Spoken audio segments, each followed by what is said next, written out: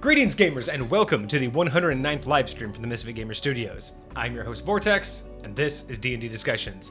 On today's episode, we are going to be diving into the history of Armor Class. We're going to be looking at Armor Class, we're going to be looking at how it evolved, we're going to be looking at the armor types, and we're going to be looking at the specific mechanics that each individual edition had when it came to armor and how they evolved into combat itself. But first, we have a couple unique, I don't say unique, I don't know why I said that. It's been a week, guys. Sorry about that. But we have a couple awesome updates for you. Obviously, we are still well, at the beginning stages of being an affiliate, but we have been making some major updates. So we have a bunch of new channel point, or as we're calling it, XP. We have a lot of XP redemptions that you guys can do now. So check the channel points for that. We try to get some feedback from the community, from you guys in the Discord. We took that into consideration and added some really fun stuff, and we do plan to add more later. This was just what I could throw together this week. Outside of that, we are continuing to work on all of our socials. So what does that mean? You can basically find us everywhere now. We are on YouTube, so we have our main channel up and running, and we have our VOD channel up and running. We have what else do we have? We're technically on the X Twitter, but we're not really posting just yet. I don't really have a whole lot posted there, but I am working on trying to figure out how to fit that in. We might get a bot to at least post when we're live, but I know that just makes it a dead channel. I want to at least do something, so we'll figure out how we're gonna add that more in. We're on Instagram. I actually just made a couple posts of just kind of behind the scenes. I'm going to use Instagram to kind of give both Kage and I an opportunity to show off what's going on behind the scenes, both with the Misfit Gamers Studios. So I have updates on the Misfit Gamers Tavern. I'm probably just going to keep a lot of those updates there, so it'll be easier in one place for you guys to check those out. And then, yeah, we'll just kind of do some stuff. I also showed off some stuff where me and my wife went to a fair, so I showed off some pictures of us going to the fair. So if you're interested, go check out our Instagram page. What else do we have? We got our subreddit. We just we added the subreddit to that. So we're now on Reddit, I guess. I don't know what we're gonna do with that, but hopefully the community will, kind of take that and run with it. Yeah, pretty much. Oh yeah, and then of course we're on TikTok now. And yesterday we just launched our first short, and YouTube did nothing, 0 on YouTube. But TikTok, first day, first like 4 or 5 hours, we got to like 1,700. Not bad, not bad. So we will be doing more of that. Expect the next 2 on Monday and Tuesday. I'm testing out times and dates right now, but I'm wondering if I should keep it more in line with our stream schedule, like post on Mondays and Fridays so people come join us that night. But I don't know. We're figuring it out. Maybe we'll be live. Maybe I'll post things right before we go live so people can transition. I don't know how I want to do it, but I'm looking at maybe right now twice a week so I can keep the demand for editing low, because I'm still working on it, still getting new. If you go watch the short, you guys will understand. It's not the best, but hey, I'm happy with it. I thought it was hilarious, and apparently so did the algorithm, because 1,700 people saw it in a matter of hours. So I thought that was kind of cool. Other than that, pretty much business as usual. Mondays and Fridays are still full steam ahead.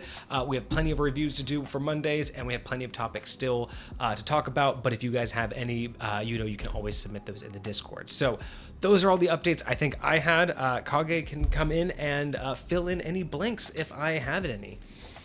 What's going on? Shalom, my friends. I think you did it, man. I think you covered what we got going on. Very excited for a lot of the changes.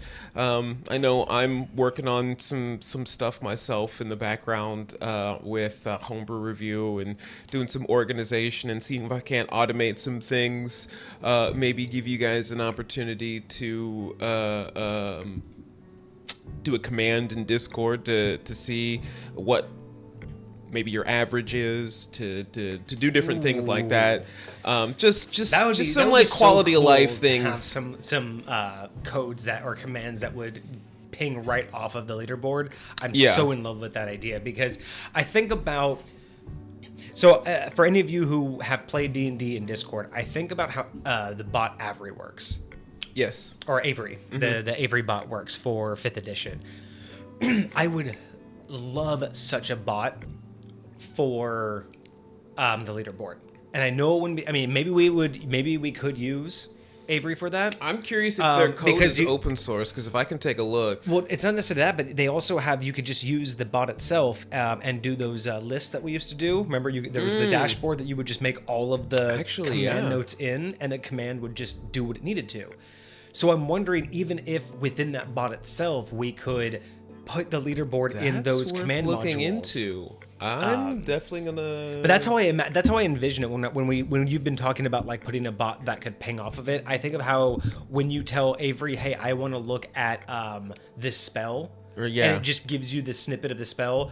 I would love to just have a couple commands like that. That'd be like, "Hey, here's the item." Kind of give you the line in the booklet, or I mean, in the leaderboard, it would just give you the line of it. Like, "Hey, what's number 10?" Boom. What's the top 10? Boom. Like it would give you snapshots like that. But imagine being able to be like, what was like this item? Like what were the details of this item? And it actually gives you like a readout of the details. Because I'm thinking when we were actually doing some work with Avery with actual character sheets, we were actually able to do the character sheets from D&D Beyond, or we were able to do them from Google Sheets. Yeah. And we had these Google Sheets ones. And it could read everything that you needed to. So if I can find a way to just basically reverse tell it to say... Every character sheet had the final tab that had all of the code in it. Exactly. So you can just back engineer all of that. Okay. I'm gonna play with this. I think that's gonna work out. Because I've been really thinking about adding the Avery bot to Discord, like our Discord, just because it would be kind of nice to have people be able to answer quick questions of like, hey, what's this spell, or hey, how does this mechanic work? I know that I've thought about it during my questions with Vortex channel, because I'd like to take people's questions in and then essentially whatever they're talking about, give snippets of the real rule, like, hey, based on this page of the DMG, or you're talking about this spell, and then give a snippet of this spell that we're talking about, so we both know what the verbiage is. But I've thought about, like, if I had, Avery, it'd be kind of nice, because I could just pull it up in Discord instead of go online, get what I need, but, I'd still need to do a lot of research, so I never added it. But if that can work for you, I don't think it would be a bad thing to have in a D&D based Discord. Okay. I definitely agree. I have it in one that I can do some experimentation with. So we'll see how that goes in the next couple of weeks here. And we have some open slots. I got rid of a lot of the bots. Oh, I did see that. I got rid of left. And I like the renaming structure you went with there. The only reason why I did the renaming structure was because I realized what they were both being used for, and I just didn't want to take the time to figure out if one could do what the other did, and then we'd lose all tracking. Like, whatever the one was already doing, we'd lose the backlog. So I just realized that we rarely, like, again, it's been over a year since we've discussed the bots in Discord and what they each did. So the other day I went down and I just was like, I had to figure out what each of them did. 4 of them did nothing. I just had them for, I think I added them when I first did this, thinking, I'll set that up later, or that's a cool idea. We're going to look into Discord that. Went a different direction. Yeah. So I deleted them, and then I found out that these two had stuff happening, and I'm like, you know what? I'm not going to remember what each of these are doing, so I'm going to rename them. So when I look at them, I'm like, that's what your job is. I freaking love that. That's so genius. So it's like, because I honestly I forgot that I did that, but yeah. So now when I log in, because like all I saw was like it was either Meeseeks or Streamcord, and I'm like, that's not really helping me. But now I know when I come in here, it's like, there's Streamcord, which is now going live because that's all it does. Yep. It's our notification bot. Yep. And then Meeseeks is the one that tracks everybody's level, their interaction level. But it's also level mod, as in it's also the role mod. It's the one that tracks when people join the Discord and say, hey, I've read the rules. Right. Okay. It's the one that starts this process of us vetting people. So I say it's a level mod because you have to level up in the Discord to, get through all the stages. Yes. And it also handles people interaction level. So I felt like that was like that's good. But that will remind me exactly what each of them do, so I'd never have to like question what their validity is. Facts. So I'll probably end up doing that in the future. I'll probably rename all of the bots that we have, because it's like we can always click on them to figure out what bot they are. Right. I just need to know what they're doing, so I know if you're like valid or not. I think eventually it would be cool to just like have an admin channel that has a legend, but then give the NPCs like actual NPC names. right? And so then like we'll know what they do. Like this NPC is responsible for the stream core. This NPC is responsible for, you know, the level mod. But like they have like names in there. So like when they're going to say stuff, it's like an NPC is actually interacting with our community. I don't know. I like that. Hey, it's so nice to see you here. Thanks for all of the suggestions that you threw in Discord, by the way. Yeah. That did 100%. help me decide a little bit on what I wanted to do with the channel points. And it helped me kind of expand some of those ideas and come up with some of my own. So yeah, thank you so much for that. Always looking for feedback from the community and what you guys are interested in, what you guys want. Because eventually, you know, at the end, this is all for you. So we want to know, do you like what the options are? Do you want more options? You know, we have a suggestions channel in the Discord as well. So anything like that, anything that will... See, that's the great part. The suggestions channel used to just be things like, you know, improvements, you know, is the sound quality, right? Right. Like, hey, you guys should use, you know, this settings, or, you know, your voice is too low, or hey, maybe these camera settings. Like there would be suggestions on how we could improve the quality or the rate at which we stream. But now that we're affiliates, those suggestions can be things like, this is what you should add for channel points, or this is a giveaway you guys should try to do, or we'd like to try this raffle, or can you guys do more games on stream? Like now those suggestions to increase the stream quality aren't just physical quality, they are interactive quality now, because now we have those opportunities. So now I'm even more excited about that channel, because it'll give the community an opportunity to tell us, hey, these are the things we want to be able to do with you guys. Like these are the interactions we want to have. I like that. So yeah, I'm excited for it. It's been a lot of fun getting everything set up and just thinking, you know, in a different way now, because I don't want to say like, oh, you know, we're anything more special than we were, you know, 2 months ago, but just thinking in the sense that I don't want to do anything different. I don't want to act differently. I don't want to suddenly start to, you know, lean into monetization, but I want to at least lean into respecting those that got us here and the continued support, right? Because from here on out, you know, one thing to get to affiliate to get that milestone and be like, hey, we have a community, we've started something, and that's cool.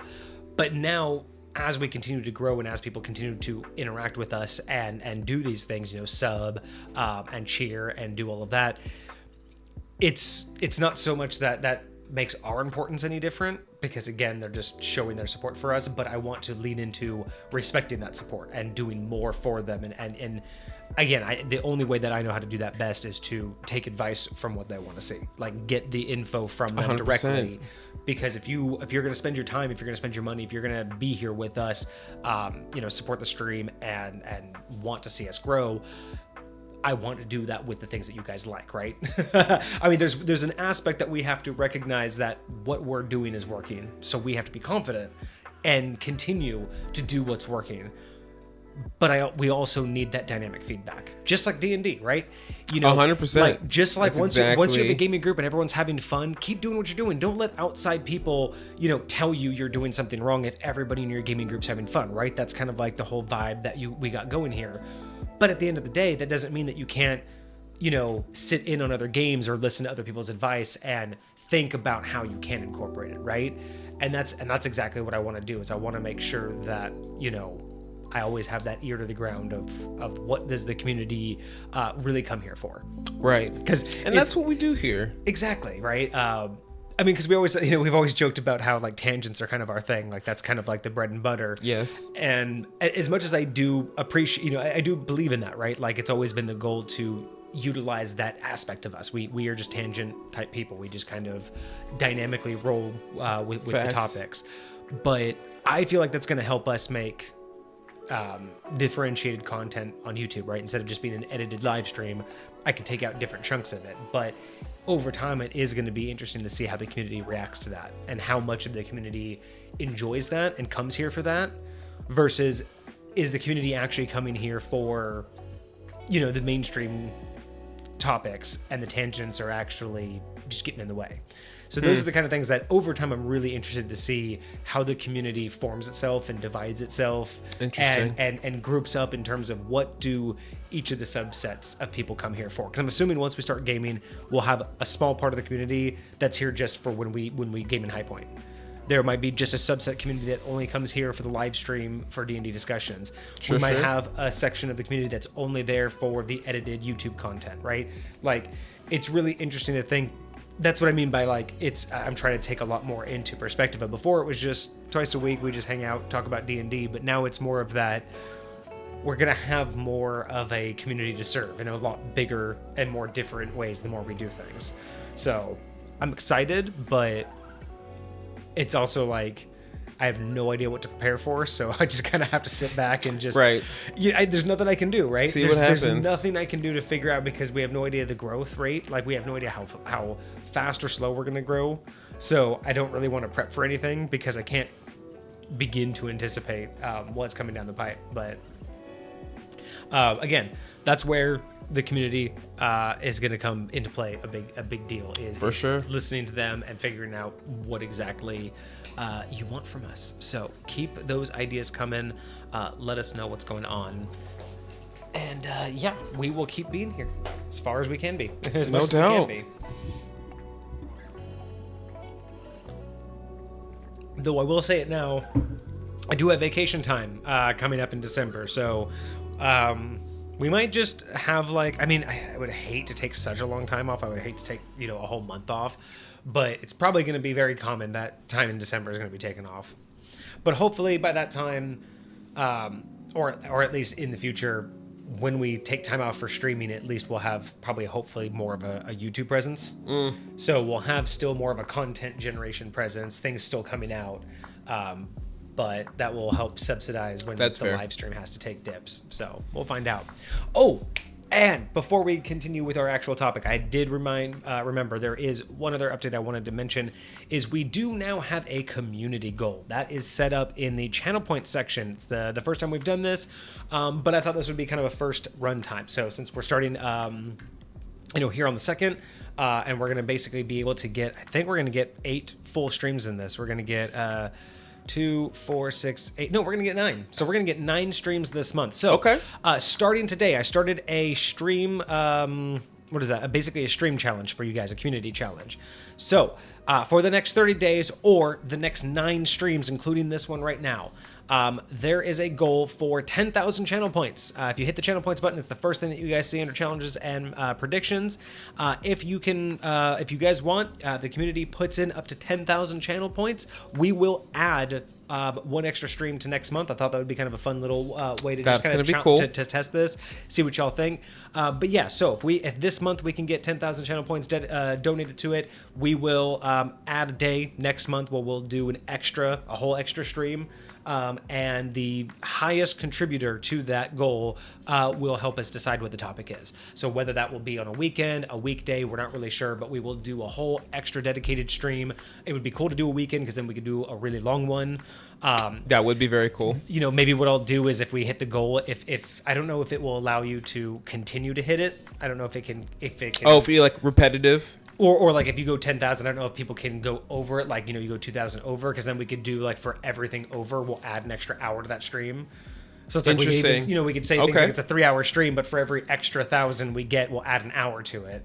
Things like that. Those are the kind of ways that I want to add to the community, because I know that, twice a week streaming isn't the best for the typical Twitch streamer, but for us it works. So it's like, I think having little goals like this will be a lot of fun. But again, I don't know what y'all want, so this was the first thing I can come up with for this month's challenge. But I really wanted to test a lot of stuff out. I wanted to really see what affiliate gave us, and this is it. So if you guys are interested in having us do an extra stream, a special stream, and helping us choose the topic, donate to that challenge anytime this month, and we will get it on the books for next month. Yes, sir. But so that was all of my updates. So unless you have anything, I think we are ready to get into today's topic. We covered it. All right, excellent. Oh, I'm so glad that OBS is fixed now, and that I can everything is here. Everything is working. My HUD is finally right? Appropriately configured. Oh, okay. So, let's start today. Okay, so today's subject, we have the history of Armor Class or the history of AC, and we are going to be covering quite a bit. We are going to be covering everything from first edition all the way through fifth edition. We do have a little bit of OD&D in here, but mainly OD&D and first edition shared all of the primary core mechanics for AC in this particular case. So while we are talking all the way back about OD&D, I'm probably just going to shorten it to first, but everything all of its predecessors used it up until that point. Okay. So it did basically, for all the long and short of it, it didn't change until second edition. Okay. So everything before that was the same. But yeah, this is going to be a really interesting one. This was actually a much larger topic to talk about and to research than I was anticipating. Really? When you had brought this up, I thought it was an amazing idea, right? You had brought this up, I think, last week, or was it on Monday? I can't remember if it was on Monday or last Friday, but I remember you had brought it up. I was like, man, that's perfect. Was it on Monday? I can't remember which one it was. It might have been. You can check Discord and figure out when you put the note. That's fair. But I thought it was going to be such a good one because we had just done the history of long range weapons. The idea of AC, because I knew that AC had changed slightly, right? Like I knew, because I know second edition AC is different than fifth edition AC. So I knew that there were some changes. Yes. But I was really not prepared to... I was not prepared for the variety of changes that happened, not just with how AC was calculated, but how armor and the mechanics of armor changed each edition. So yeah, interesting. It's a lot bigger of a topic than I expected to. So it took me quite a bit to catalog it all, and I hope I have it. I'm trying to get better at how I take my notes and how I get them all together so I can talk through them a little bit easier. Because I mean, I don't know. I mean, I don't think you guys just want to read through like again bullet points of things that I have. And just hobble together from the vast amounts of the internet. all the internets. I mean, that's the thing. It's like, because you have to figure out where you're going to get your sources from. I mean, obviously there are plenty of YouTube channels out there that go so much better into the weeds. In 30 minutes you could find every detail you needed in some of those channels, but the thing is A, I just don't have the time for that, and B, nobody got time for that. It's not really so much that I don't necessarily care about sitting down and trying to summarize each edition in its entirety. What I want to do is point out the overarching approach to each of these. Like when we do the history of, I really like looking at what was the generalized approach for that edition and what can we glean from what were, the importance, like what were the ideas that the creators versus the DMs versus the players were approaching this game with, and how did they evolve? How did they adapt? What solutions did they come up with to what problems, right? What new problems did they did they create, and how did they balance everything? And then how we use them, right? Specifically for me, because I utilize all editions, to some degree, I like talking about it in that perspective because I like taking a loose approach to it so we could talk more dynamically about how those things would be utilized, where we can sit down and talk about how the book specifically says how AC worked in first edition and how second edition book specifically said how AC was going to work. And it could be very informative, but I feel like at least for us, it'd be very dry. Whereas with this, we could sit there and be like, oh, that sounds interesting. And then we can sit there and apply our own experience going, so that would mean that if I did this, this would happen. And then we can snowball into what D&D is all about, which is the world of imagination. We can sit there and take these concepts and actually put them into practice instead of just trying to figure out, well, what did that edition do? And I feel like a lot of times when people do that, when they compare the editions or even when they highlight one, a lot of the times it makes it feel distant, right? It makes it feel more of a, well, this edition did this. So it feels very like that was back then. That was something else. That's not D&D anymore. Whereas what I like to do is talk about like, well, how could that be applied? How do you like that idea? And approach it more of a way of, is this a better way? Or does this give us an insight to how it could be done better, right? How we, like talking about how, High Point's going to go through a change in how, fatal blows work and how HP works in terms of a fatigue system and not a death system.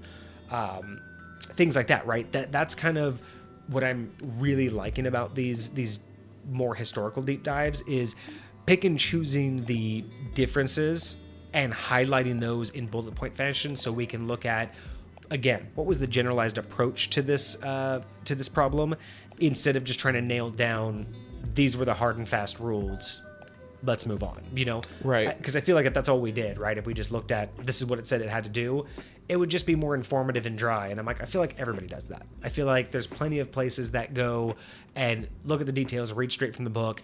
They might give you a couple sentences of their personal insight and be like, oh, well, I don't really like that. I think this one's better.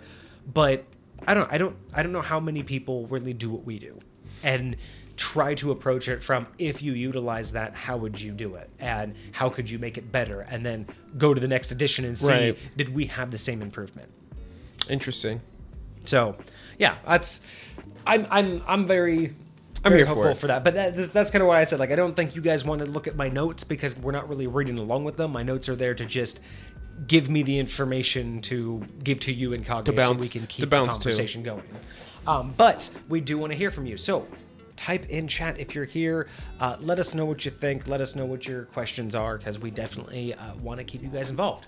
But let us begin with the history of AC. So, as I said previously, OD&D basically going all the way back to 1974, all the way up to first edition 1977. All of that basically was the same. It didn't really change until second edition, so I'm not really going to keep bouncing back and forth. I'm just going to talk about first edition, but we're talking about everything previous as well.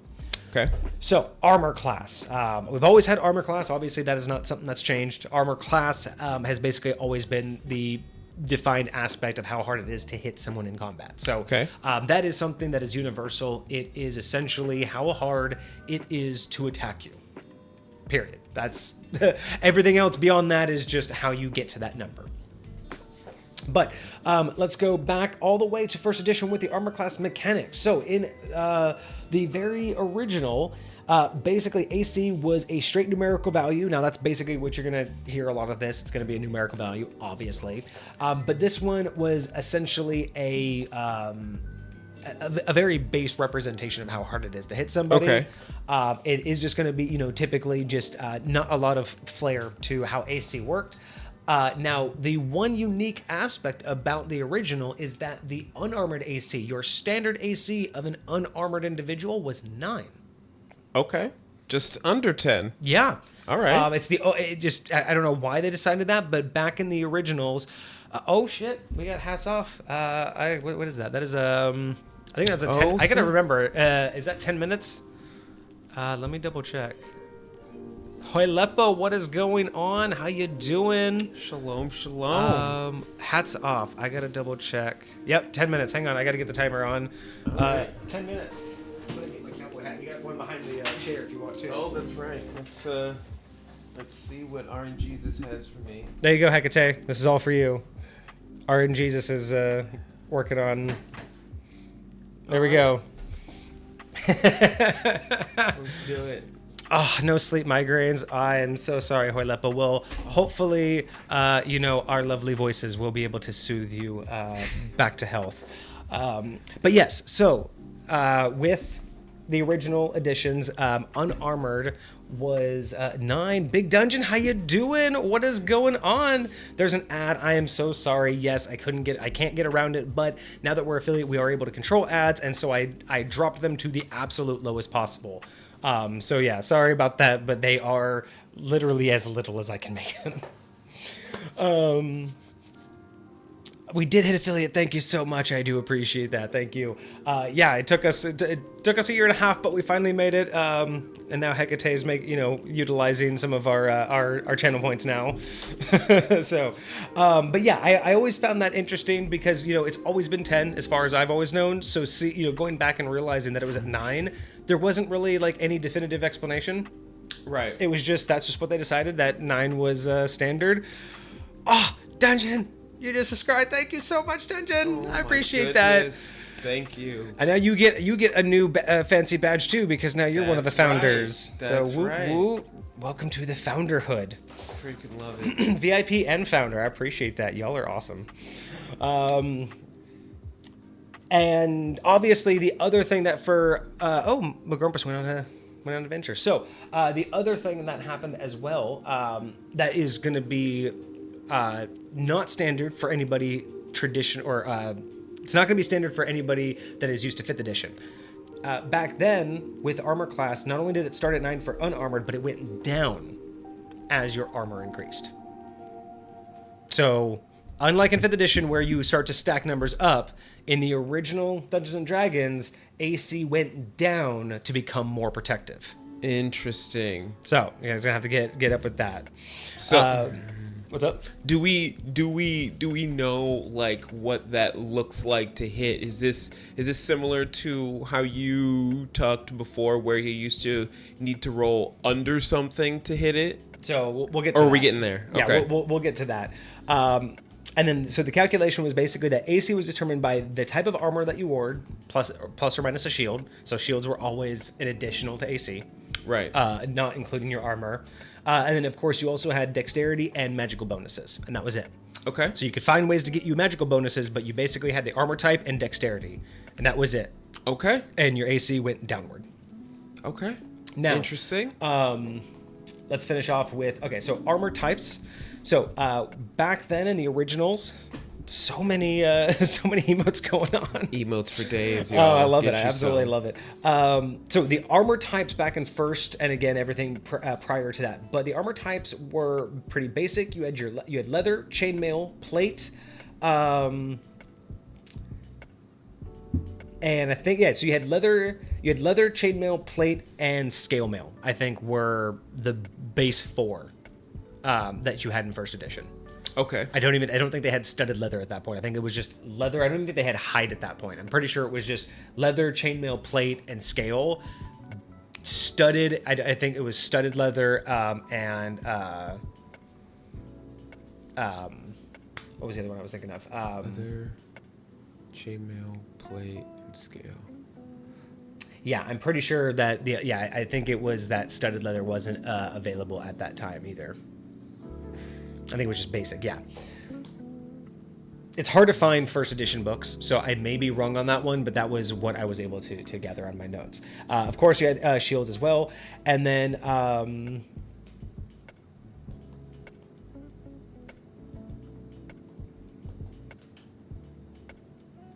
and back then, different types of weapons could have different like positives or negatives against certain type of armor as well. So there were specific things that things that were better against slashing or piercing damage, things like that. So okay. there were certain kind of like armor to weapon categories. Out of the base armors, so you had the leather, which was the simplest form of armor, providing you an AC of 8. So your standard was 9. Leather gave you an AC of 8. Chainmail brought you to 5. Plate mail brought you to 3. I believe scale mail brought you to 2. And a shield gave you an additional +1. And that was basically it. If nothing was magical, all you got was your dex mod. You said leather was Gives you a base AC of 8. 8. And then chainmail was 5. 5. Got you. And then plate was 3, and then scale was 2. And then shield gives you +1. gives you a +1. Okay. So AC this early on was the descending system, so it went down as you got better. So as we said, starts at 9, 8, 5, 3, possibly +1 is where you wanted to be. You wanted to be at a quote, what was considered a low AC.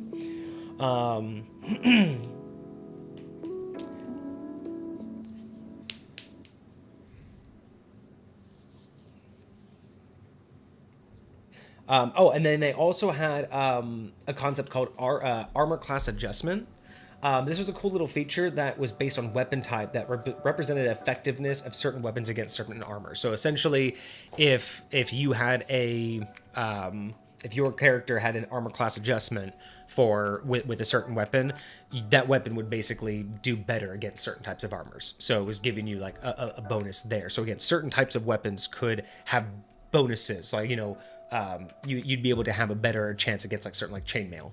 Okay. Because so you if have I a had certain like weapon. rapier, it might be better against chainmail because I can poke through the little and it had to thingies. do with your weapon choice as well as your I think it was like based on your class adjustment. It was a very weird mechanic, but it was kind of cool. I did kind of like it. Oh, I love this scrying. Interaction between the weapons.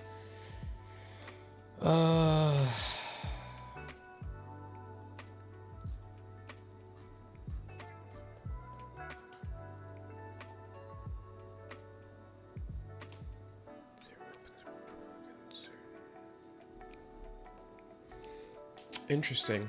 Okay. I like the creativity that they were trying to balance out, to like give different things that would help improve against certain types of armor, because honestly, like, and I know that like stuff like leather armor, the majority of the top of your defense is your dexterity modifier. Yeah. Right? Because you can use all of your dexterity modifier, because light armor's like what? Which is why it makes sense, like a great sword, like your armor's not going to do nothing against a great sword. Like, it's not going to do anything. You're going to have to just get the heck out the way. Like it might do something against like a close range dagger or like a blow dart or something like that, but I don't know. You want to talk about I know that some people can, complain that second edition was kind of complicated. You want to talk about complicated earlier editions. Like, I'm telling you, if y'all have not gamed anything pre-third, y'all don't know complicated. If you all have gamed second and not pre-second, y'all have a mild understanding of complicated. People think THAC0 is complicated. You want to just understand how basic complicated the everything pre-second edition was? I don't have one on me because I couldn't find a good enough resolution one. And I didn't want to... I couldn't find one easily on... I probably could have found one on... No, I didn't... What was the problem? I couldn't find it on Internet Archive, but I think it was just because I couldn't flip through the page. I just wasn't able to find it got you. in time.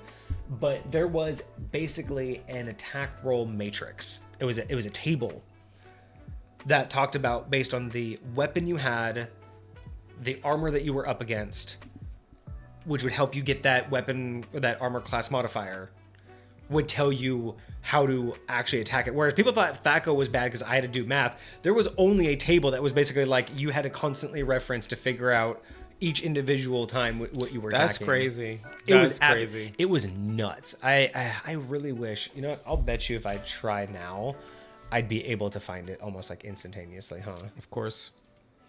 The problem is again, it's finding first edition books. I think that's the problem. I feel like that was the problem. Is I couldn't actually get really my hands. Hard. Yeah, I couldn't get my hands on more specifically first edition material. That's the problem. Even Internet Archive doesn't have that. But yeah, so there used to be a table about it. But I did get some notes on like how it actually worked. So base hit chance, right? So we know that the AC goes down. So you were asking like how does the actual attacking work, right? Because technically THAC0 hasn't been invented yet. So we're not at the era of THAC0 just yet. So what that means is that how the earlier editions work, base hit chance. So the attacker would determine the base hit chance or the base chance to hit their target based off of the chart, right? So the attacker consulted the... Okay, so wait, what was this? Because... Okay, so second edition officially introduced the term THAC0, but the earlier editions had the calculations before they had the term. So how you had to do it was essentially you had a base idea of what your character would have to roll to hit an armor class starting at 0, which is like essentially the highest armor class. Okay. You could also do it. Some people also did it of what would you have to roll to hit an armor class of 9. And that's usually where I think the earliest edition, I think OD&D started at, it just told you what would you have to hit an armor class of 9. Then you would just add 1 for every armor class they are away. And then they did it in reverse in first edition where they started telling you figure out what you have to hit 0. And then you go from there. Interesting. This is where the complication and people get kind of confused. But again, if you look at it from a more simple point of view of if you look at the base AC of 9, figure out what you would have to roll just to hit that, and then however many they are away from that, that's just how much more you have to roll, right? So if they're at 5, you just have to roll whatever you need to hit a 9 plus 4. Right. Whereas this one's saying hit an AC of, as if you calculate to 0 and they have an AC of 5, well, it's minus that. So now you have to roll, you can roll up to, but under that, right? Right. So it depends on which direction you wanted to do the math, but the term THAC0 was officially coined in 2nd edition, but 1st edition and OD&D had the calculations there to basically give you a base calculation of how to hit the target and then the modifier. So you would first figure out either how to hit an AC of 9 or how to hit an AC of 0. You know, basically dealer chooses. Right. From there, you would then go to the matrix I was telling you about. That would give you your armor class adjustment. Okay. So you would have, let's say, my base, let's say to hit an AC of 9, I had to roll an 11, and they have an AC of 5. So that means I now have to roll a 15. But I have an armor class adjustment of, +1 against this particular thing, right? So now I would only have to roll a 14. Got you. Yeah, because it would give me that. It's basically like, here is your threshold. You determine what your threshold is, and that threshold just adjusts up or down based upon whatever their bonus is, whatever their armor is, whatever. And you're just basically moving that hey, I gotta roll under this, in order to get to their AC. And there was always a theoretical max AC of -10, though it was kind of more. It was theoretical, as in it was more for the DM. There wasn't really armors that would bring you below 0, because even the best armor would give you 2, a shield would give you 1, and then a dex might give you a 0, and then magic might give you a -1. That's extremely rare circumstances, but theoretically they always capped it at -10. However you could possibly get there. Interesting. But that's basically how the original combat system works. You find your baseline, which was either hitting a 9 or hitting a 0. You'd find your modifier. So if your modifier was a +1, that 9 would then turn into a 10, and that or an 8 already. Right. So or that 0 would turn into a -1. Like however you were doing the math, it would just adjust your baseline, and then you would just add or subtract to the AC that the target had. So while it sounds complicated, if you think about it, you're only ever adding, or unlike modern day where it's like adding 30 points to hit something, you're adding or subtracting 5 up to like 5 to 6, right, from a base number. And once you know your character's base number, once you knew because your base number never changed, what you needed to roll to hit an AC of 9 didn't change very often. Every time you leveled up or got a better weapon or got some better skills, you may have changed, but you always knew. But then you hold it right there. Yeah, so because hitting an AC of 9 never changed. And a character may have a different AC, but how to hit an AC of 9, that was always a 12 for your character. That was always a 10 for my character, right? So from there on, once someone told you the AC, you should, more often than not, you had the math already done in your head. You're like, if I have a base of AC of 9, and he said that it was this armor, so you consult the matrix real quick, you were like, okay, so boom, boom, I have a +2. So anything he gives me, all I have to do is add 3. And bam, that's the number I have to roll, right? Like, I don't think it was as complicated as most people make it out to be, but I don't necessarily like this particular version. I do like 2nd edition's version, which we'll get to here in a second. And the reason why I do that, I guess we're done with the hats, by the way. Probably a little bit overtime, but hey, you got extra time there. Fabulous. But the thing with why I like this lower end one is, even though the math is weird, it's not as intense, and this feels more like tangible. Like this is something that actually feels like it matters. Whereas when you just start, you roll a 7, but you rolled a 40. The numbers stop mattering. When they get too big, it feels exaggerated. I really try to make sure that it's always based on the roll, the 1 to 20. The modifiers help, but when you get to modifiers that are so outside of what you could roll, like when your modifiers are multiples, like 10 times what you rolled, like again, when you can roll a 3 but roll a 30, when you can roll a 7 but roll a 25, it's at the point to where it's like the die roll doesn't even matter anymore. All your modifiers do.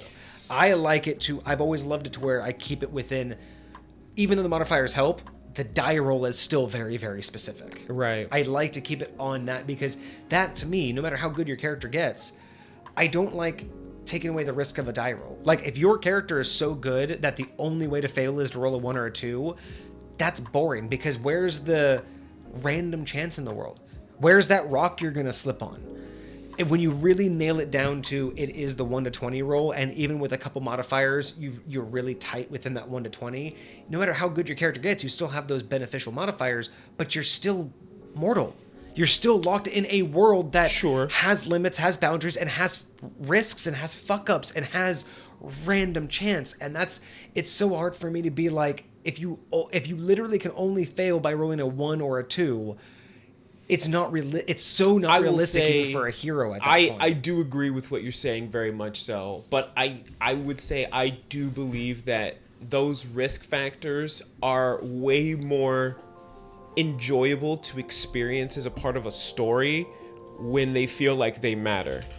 Like, if I'm just trying to like roll to walk through a door or to like do something that's relatively mundane, that isn't game changing. We've talked about this on stream before. And then we're just making me roll just to roll, and then I get a stupid roll, and then I fell on my face, and now we got to do it. You know, it feels like, all right, why are we going through this here? Why can't we have these experiences when I'm about to like leap up on top of somebody and take their head off or something?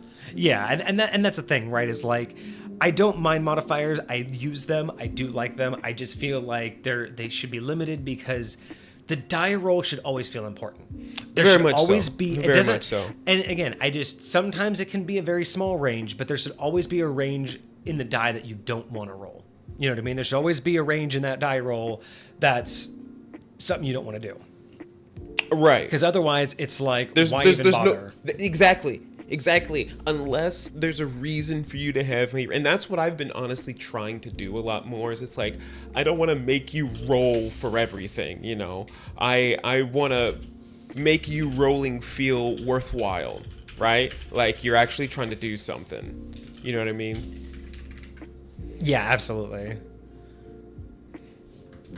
Yeah, the hats were kind of fun. Yeah, one of the new channel point redemptions. Right? Trying to find some fun stuff for chat to do. Appreciate you guys.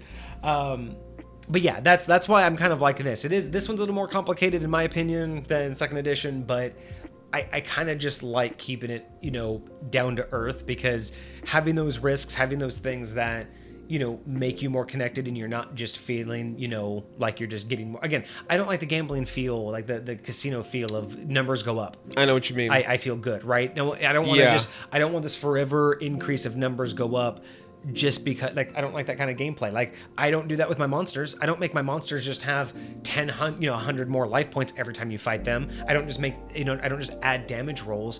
They have skills, they have motivations, they have agendas. Like, the challenges you guys face aren't just time slogs and making sure that you put to good use all of those numbers you have. It's making sure that you use those die rolls to the best of their abilities, right? Like, and use your mind and use your character's abilities, not the values of those abilities, if that makes sense, right? Right. Like, I want the purpose of the ability to shine, not the, it has large number, I do because it has large number, and large number go up, so therefore yes, large number, right? Like, like, I would much prefer having people have cantrips that are more in line with their character than just being like, I chose Eldritch Blast because it does damage. It's like, I get that, but you're really telling me that everybody who comes into Magic just suddenly learns how to cause harm? I just don't, I don't buy it. I don't buy that you came from this great background, but you're like, but Eldritch Blast, yep, I immediately learned how to damage people. And it's like, but you're a healer from a town of healers. Like, your whole job's to bring joy to the world, and the first thing you took was Eldritch Blast. Bang, bang, bang. Oh, why? But, well, because, D&D, I gotta bet, like, it's just that thing where it's like, make it make sense, I'm fine, but when everybody does the same thing, it's kind of like, where's the risk? Like, what are you adding to make your character actually have a struggle? You just, again, it's the min-max, right? It's like, if you're just gonna min-max it, go play a video game. Like D&D is an experience, not just I want to win, so I'm gonna win. Yeah, and I think there are a lot of people that that play it for that reason. They want another game to be good at. They want something else to be able to win at. And to each their own. Like, live your life if that's what you want to do. But I definitely agree that when you're I was actually talking to one of my buddies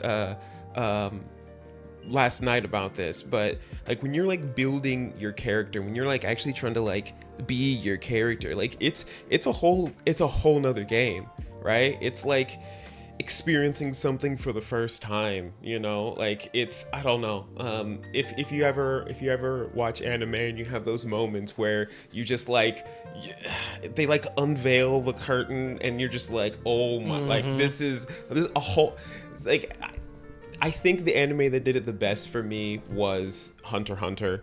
There was like a scene when they first go to the tower or whatever, when they're like gonna start fighting up some tower, and they're trying to like walk into this like area, and they just got like hit with this wave of energy that no one in the anime has seen before, and they don't know what it is, and it's just this aura of Nen and this just imposing. And when you go in there, when you finally see like some of the combat that they're doing and how much of a higher level it is than you've ever experienced before, it's like, I'm doing something I've never done before. I'm doing something I've never seen before. Like, that's how it feels to me when I get to like play a character that's like, imagine if you got to like embody I don't know, Harry Potter or some famous character. If you got to play that character and make choices for that character and go kind of experience what they experience. I don't know. It's a good time.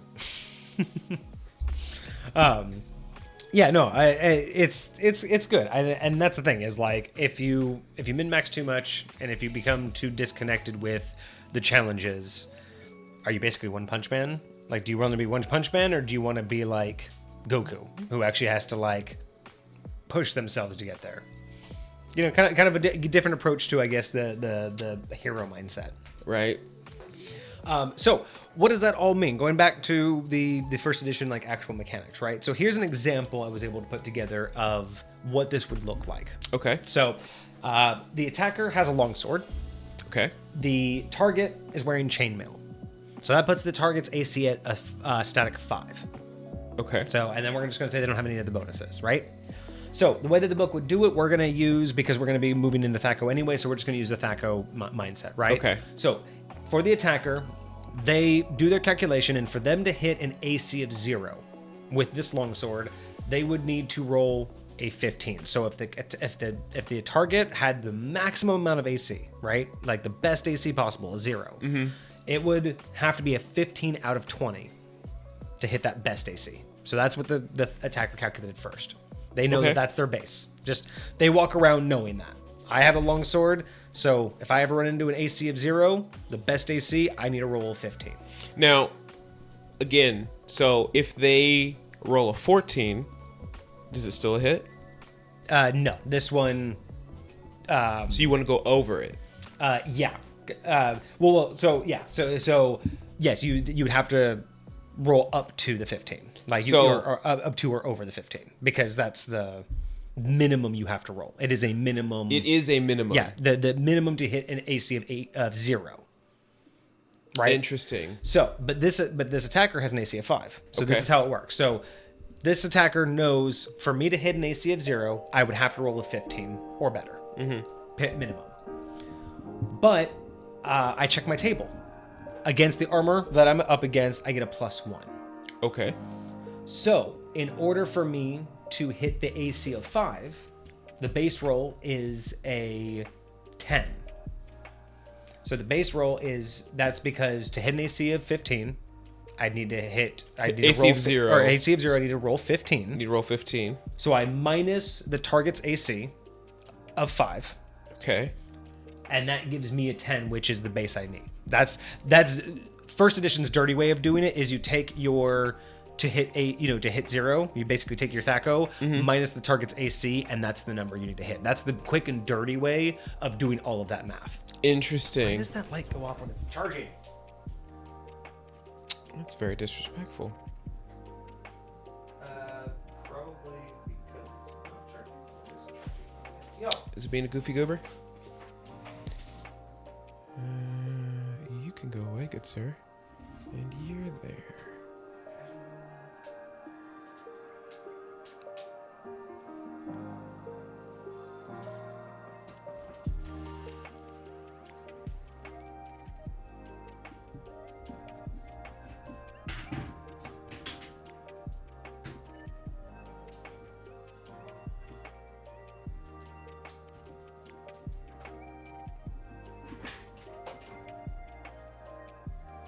Hello. Oh, that's the problem. Yep, my light was technically unplugged. That's why. All right. Disrespectful. Okay, so basically that was their quick and dirty way of being able to calculate how all of that works. Is because to hit the AC of 0, roll 15, but if they have an AC of 5, you would take 5 off of it, right? Okay. Because they have an AC of 5 and 0 is better. So, with the modifier +1. Now, normally, if they didn't have a longsword and they didn't get that modifier, they actually wouldn't, because the modifier is giving them that +1. Technically, without the longsword, their THAC0 there to hit AC of 0 would have been 16. So with this one, they actually would have had to roll. Oh, I see what better. you're saying. Yeah. So okay, it's the modifier and the way it works. So again, it is kind of weird, but what you would have to understand is that your character, you would know your THAC0. You would know how much it would take for you on a die roll to hit the best AC in the game. Not the best. Theoretically, it's -0 or -10. Yeah. But 0 is the standard highest AC you're going to run into, right? So you always know. If I'm going to run into somebody, you always know that. And then whatever they have, whatever their AC is, which is going to be a number between 0 and 10, or 0 and 9 in this case, you just take that number off your THAC0. So, right? So you just minus it off. So if it's a 2, you take 2 off. Okay, I think I'm getting it now. Okay, so it's taken me a while, because it's like, all right, you want to roll over your number, but we're subtracting things and because the AC, the lower the AC, the better, right? Right. So it's roll high. So what the term that people use roll to say high, is hit roll low. high, hit low. Yeah. So if it takes you 15 to hit a 0, but someone's using 5, it's only gonna take you 10 to hit 5, right? Yeah. So it's just it makes sense. It takes, like, I need a visualization, and so I had to create one in my head. I'm like, all right, what's actually happening? What's and that's why going most where? people And like the quick and dirty version of, once you know your THAC0, just take their AC and minus it. That's all you have to do. But that's where the negative ACs come in.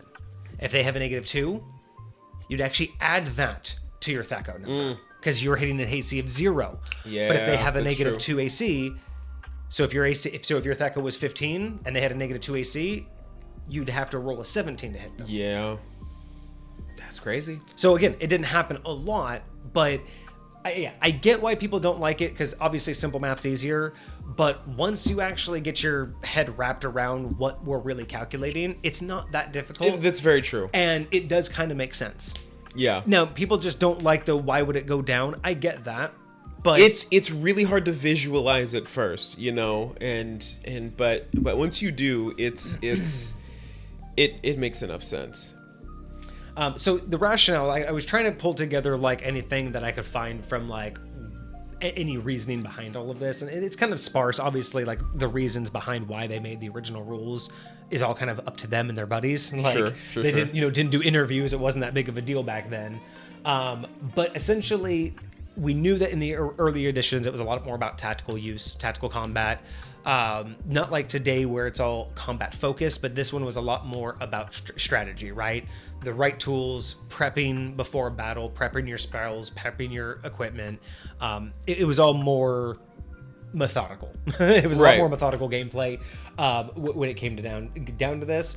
So they were trying to recreate that and recreate those individualized aspects of like, hey, if you have a certain weapon against a certain armor, you should have an extra bonus, right? Because you're gonna be able to pierce through that armor, or that armor doesn't do good against bludgeoning, or that armor doesn't do, leather doesn't do crap against slashing damage, right? Like there was different variations of what should be done about it. Piercing, bludgeoning, and slashing weapons just essentially all had different armors that they felt would be better represented with that matrix. Now, does that make a lot of complex? Because we talk about this a lot, right? Making really good rules, but then backing out of them because they start to make too much complexity. Right. This is a fantastic rule. I absolutely 100% agree that if I'm coming at you with a slashing weapon and you're wearing plate armor, it shouldn't do nearly as much as a warhammer. Because that warhammer is going to crack through your armor. It's going to send shocks through your body. You still have to take that shock. Whereas the slashing damage, you're just going to laugh at me while I barely nick off your armor, right? Whereas with leather armor, you know, it may not be as effective to hit you with a club, but if I shoot an arrow at you, it's going to pierce that armor pretty well. Right. But again, I'm not going to slash you very much, right? Chainmail, great, you know, great against swords, bad against arrows. Like, you know, that's the idea of, I loved the idea of this, but the implementation is very clunky. Yeah. Having to know what armor you're against, having to check the chart, it's a lot, right? It's absolutely a lot. We gotta hydrate. Oh, we gotta hydrate. Let's hydrate, friends. Yeah.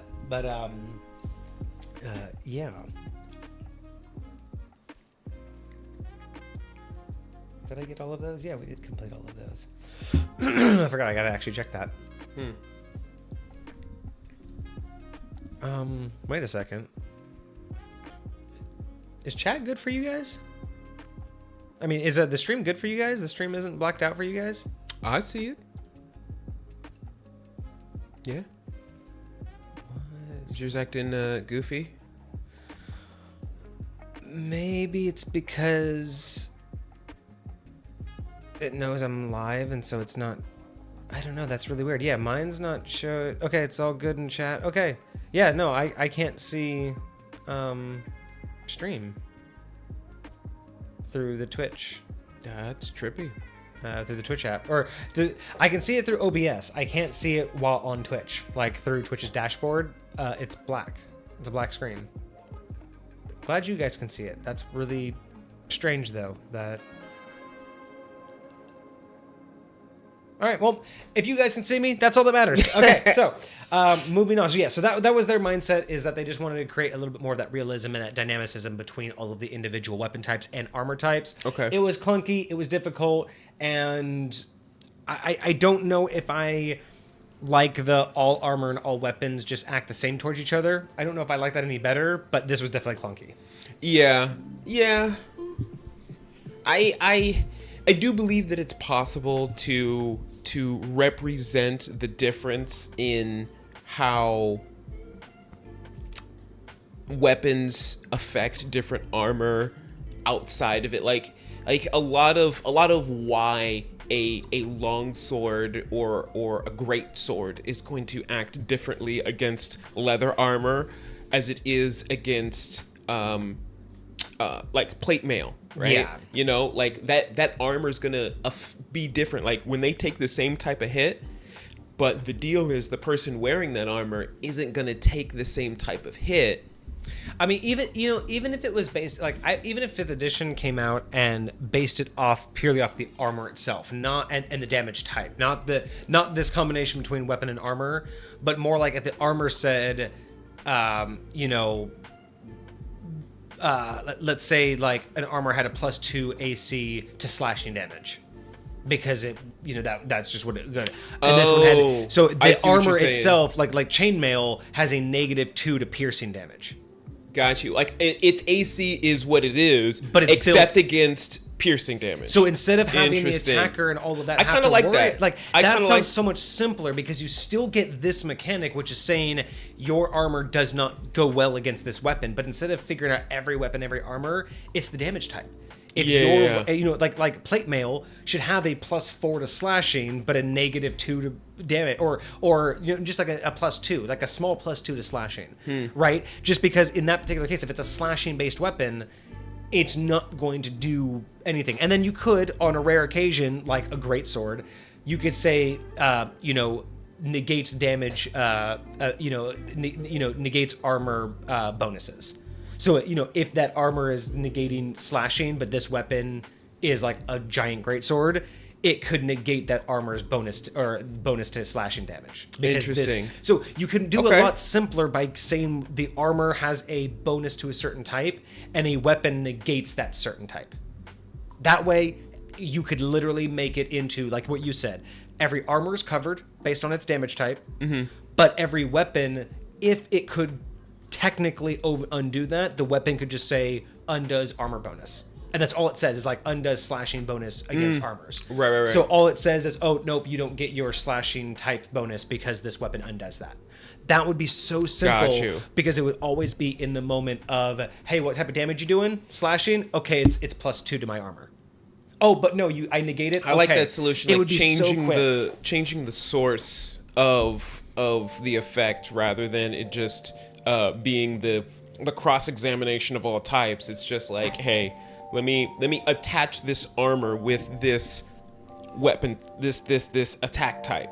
Yeah, right. And that's the thing, is because then certain weapons that have multiple types, you'd have to use it. Like certain weapons have multiple types. Like you could say a certain weapon could do piercing and slashing damage, but then you could be more dynamic about it. Like, so that longsword of yours, you know that he has he has a +2 against slashing, so you're going to use it with your piercing damage.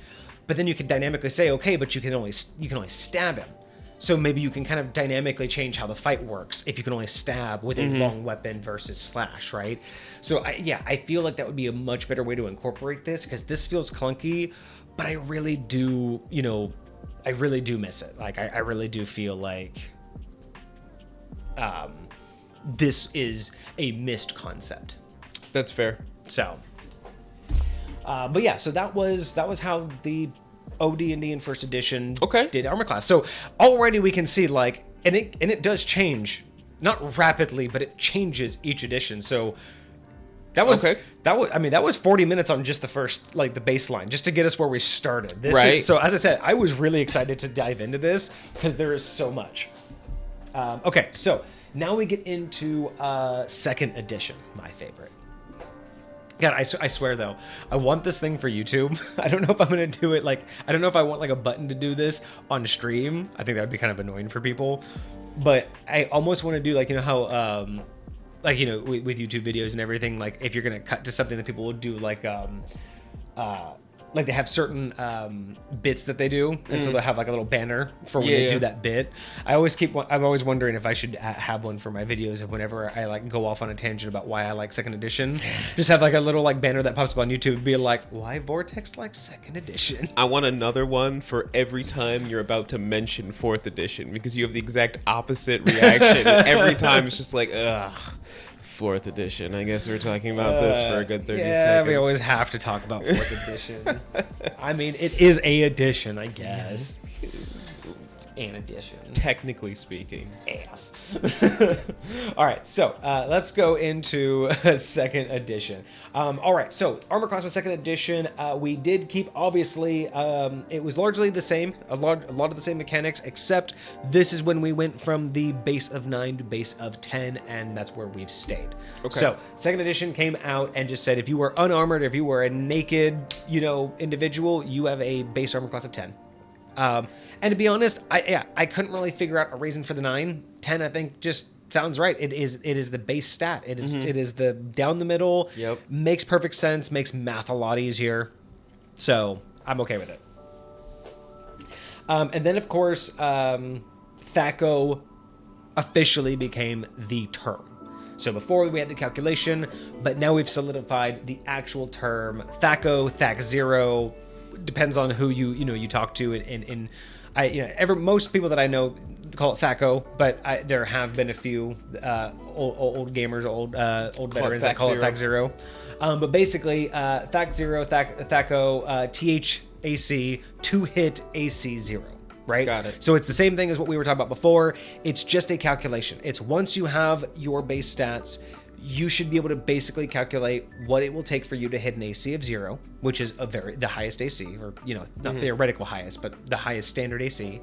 And from there, it will be very easy for you to do quick math on what I have to do. And again, it's you take your THAC0 and you minus the AC of the target. And so the THAC0 is something that the attacker uses. Yes, the THAC0 is something that the attacker has. That's what always lightweight confused me, because I was like, I always associated THAC0 with AC, but AC is always associated with what the defender's doing. So in my brain, it was like, oh, your THAC0 was what the defender's using. I'm like, what? Why am I looking at? Yeah.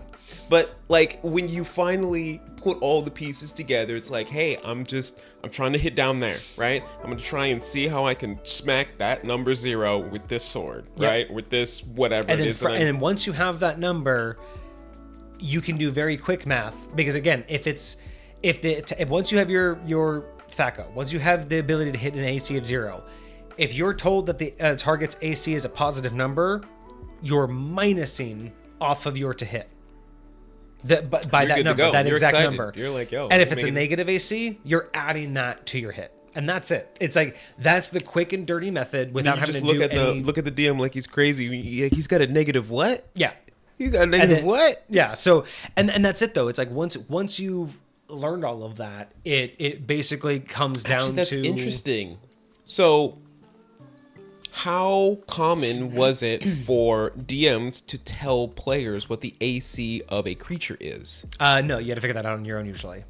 So you would just roll and say, I rolled. You just say whatever the number it is that you rolled, and they would tell you success or not. So the first time you hit a target, you knew that was your first minimum, unless you rolled less than that. So if you rolled a 15 and hit, you're like, okay, it's at least a 15. Then you roll a 12, well, no hit. Okay, it's higher than 12. That's about how it's done now. But yeah, but basically once you get to that point, you're like, okay, a 13 doesn't hit and a 14 does. Okay, I know what their AC is. But at that point, it doesn't really matter, because all you have to do is know what AC you're... And I think that's where most people get confused. If you knew what the AC of the target was, it's easier for the attacker. So I will say this, and this is actually a change that you saw me make in High Point, or on the character sheet. So... because the standard DM won't tell you the AC of the target, this kind of falls short, because this tells you what you need to roll in order to hit them. That's what that goes for. Mm-hmm. If you have an AC of 5 and I have a THAC0 of 15, I need to roll a 10 to hit you. Very simple. But if I don't know what I have to roll to hit you, it's now on me to be like, okay, I rolled a 15. Well, what's my THAC0? Well, if my THAC0 is a 12 and I hit an AC of 0 at 12, and I rolled 3 higher than that, that means I went into the negative, so now I hit an AC of -3. That's where players start to get mad. And I think in my experience, whenever I've introduced THAC0, or whenever I've talked to people who don't like THAC0, that's the problem they have, is because most DMs don't tell you the AC of the target. If they did, THAC0 wouldn't be a problem, because you take your THAC0, take the AC, and come up with the minimum number you have to hit. But in reality, what ends up happening is it's oh, you're going to hit them? What AC do you hit? So now I have to roll on my die, figure out what my THAC0 is, figure out what I rolled, and then do the math myself to figure out what AC I hit, instead of being told what number do I have to roll. That right there, ladies and gentlemen, is my theory. I would put money on it. That is the number one reason why people don't like THAC0, is if you... and you saw me change this. When I gave you guys the digital versions of the newest High Point character sheet, it has the calculation in there, and I can actually input the AC of the target for you. Interesting. And I'll give you guys the AC of the target. You put in the AC of the target, and the digital one will do all the calculations on what you need to hit it. And I do that for my newer players until they're ready to do it on their own. But I did that because realistically, unless there's a narrative reason to hide it from you, more times than not, that's the least metagamey information you could have, right? Knowing their AC doesn't change anything. It might give you a sense of confidence if their AC is like super dumb, and you know that right out the gate. It would change your tactics potentially initially. Maybe we'll send some guys that are traditionally don't hit higher numbers. Yeah, you guys can go up there and like get into some melee combat or whatever the case may be. You might be able to survive up there. And I think that's why most DMs don't give it out, is they very defensive of information. But yeah, in my experience from people who approach THAC0 and who disdain from THAC0 specifically, because usually when you talk to people about second edition, that is their number one complaint. If it wasn't for THAC0, most people wouldn't have a problem with second. But that right there, if you approached it differently, if you gave them the AC ahead of time, people would be fine with THAC0. The problem is you tell them to tell you what AC you hit, and that's the math that they don't like, because when you're in the middle of doing a bunch of other stuff, figuring out your spells, figuring out your attacks, doing that kind of math in the spot is not what you want to be doing, right? But going, oh, I can hit a 15 minus 5, I need to roll a 10. That's quick and easy, but the other way around, even though to me that doesn't sound like much different math, it's one of those things in the brain that I just think with people, that's the problem, is they don't want to do the math to figure out what they hit. They want to basically be told, what do I need to roll? And I think that's the direction that second edition had to struggle with, personally. But I can for sure feel that. That's where we are with second edition. It was all about identify your THAC0, and then from there, you know what ACs you hit, and then from there, you just kind of adjust it, positive or negative. Yeah, big dungeon, I hate math. Totally understand. Which is why I kind of changed it to where, for the most part, if it's like an AC within range of the party, I usually just give it to you because then it feels like a fair fight. But if it is one of those, like, I feel like that information would sway you, or it's a more plot-based combat, it's one of those, you have no idea what you're up against. I feel that. If he has magical armor, I wouldn't tell you what his AC is. Like, those are other things. If it's basic armor, if you could see he has leather armor, why am I going to hide it? But if there are things that are happening, there might be reasons you don't know what their AC is, and that's why I kind of like that. So, but what if, and this is again, what if the fact that you don't tell them that information tells them a lot? It's like, oh, it depends on your consistency. If you are consistently hiding it when it's a heavy hitter, then yeah, they're always going to be more scared and they're immediately going to be defensive. But if you throw them a peasant once in a while, if you throw them a minion and don't tell them that the minion has an AC of 9, and you do that once in a while, they're not going to know. You have to basically know when and where to not tell them, because you never want to lean one way or the other. You never want to not tell them when it's always going to be a boss fight, because then they're always going to be ready for it. Right, but I mean more like if I see somebody wearing leather armor and you don't tell me what the AC is, I'm like, interesting. This man's got some like magic on him. Maybe he's got some enhancements somewhere. Maybe he's not wearing it correctly. Going on. You know what I mean? Like, maybe he's not wearing it correctly. Yeah. Maybe it's an illusion. Yeah. So maybe he's not wearing armor. Maybe his AC is 10, but you think it's plate armor. These are the so again, it depends on your consistency. If you are consistently hiding it in a way that indicates danger, your players are going to catch on, and they are going to utilize that. But if you throw it at them in situations where, and again, I always preface it with like, I'm only going to give it to you until you guys get used to it, right? And the first couple fights are always going to be basic. But by the time you start getting used to it, I'm going to start weaning you off of it, is when you're going to start finding fights that are going to take more of your attention, right? They're going to take you paying attention to what's actually happening, and things like how difficult was it to hit that enemy you thought. That it may have leather armor, but is it an illusion or is it enchanted? That's something that you guys will eventually need to learn. And my hope would be that I wean you guys off of the give it to you AC by that time. I feel that. Because like I said, I understand for players coming into my realm, THAC0's a big put off. But after a while, it's so easy that I feel like people would just take it over themselves. So that's my little rant on that one. Okay. No, I'm here for that. In terms of armor types, we have the same armor types, but we did expand, so we started seeing things like the studded leather armor. Cloth became an official like armor type, even though it's still a base AC of 10. Mm-hmm. You got a couple extra. I think you got like elven chainmail, which was kind of like a slightly different version of chainmail. It expanded basically on the supplementals, added some extra types, but you had the baseline of static.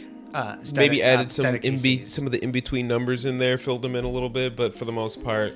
So you basically they added studded leather and hide were two of the big ones that they added in there, and then you still had scale mail. Splint mail was another one that they added. Got it. And then banded mail. So kind of I know what that is. Yeah.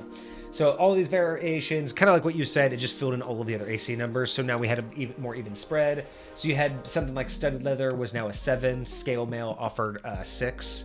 So you just had a bigger spread of AC options. Did they do anything here, or was this in later editions where they started adding like disadvantage for stealth checks for some of the heavier armor types? Let's see. So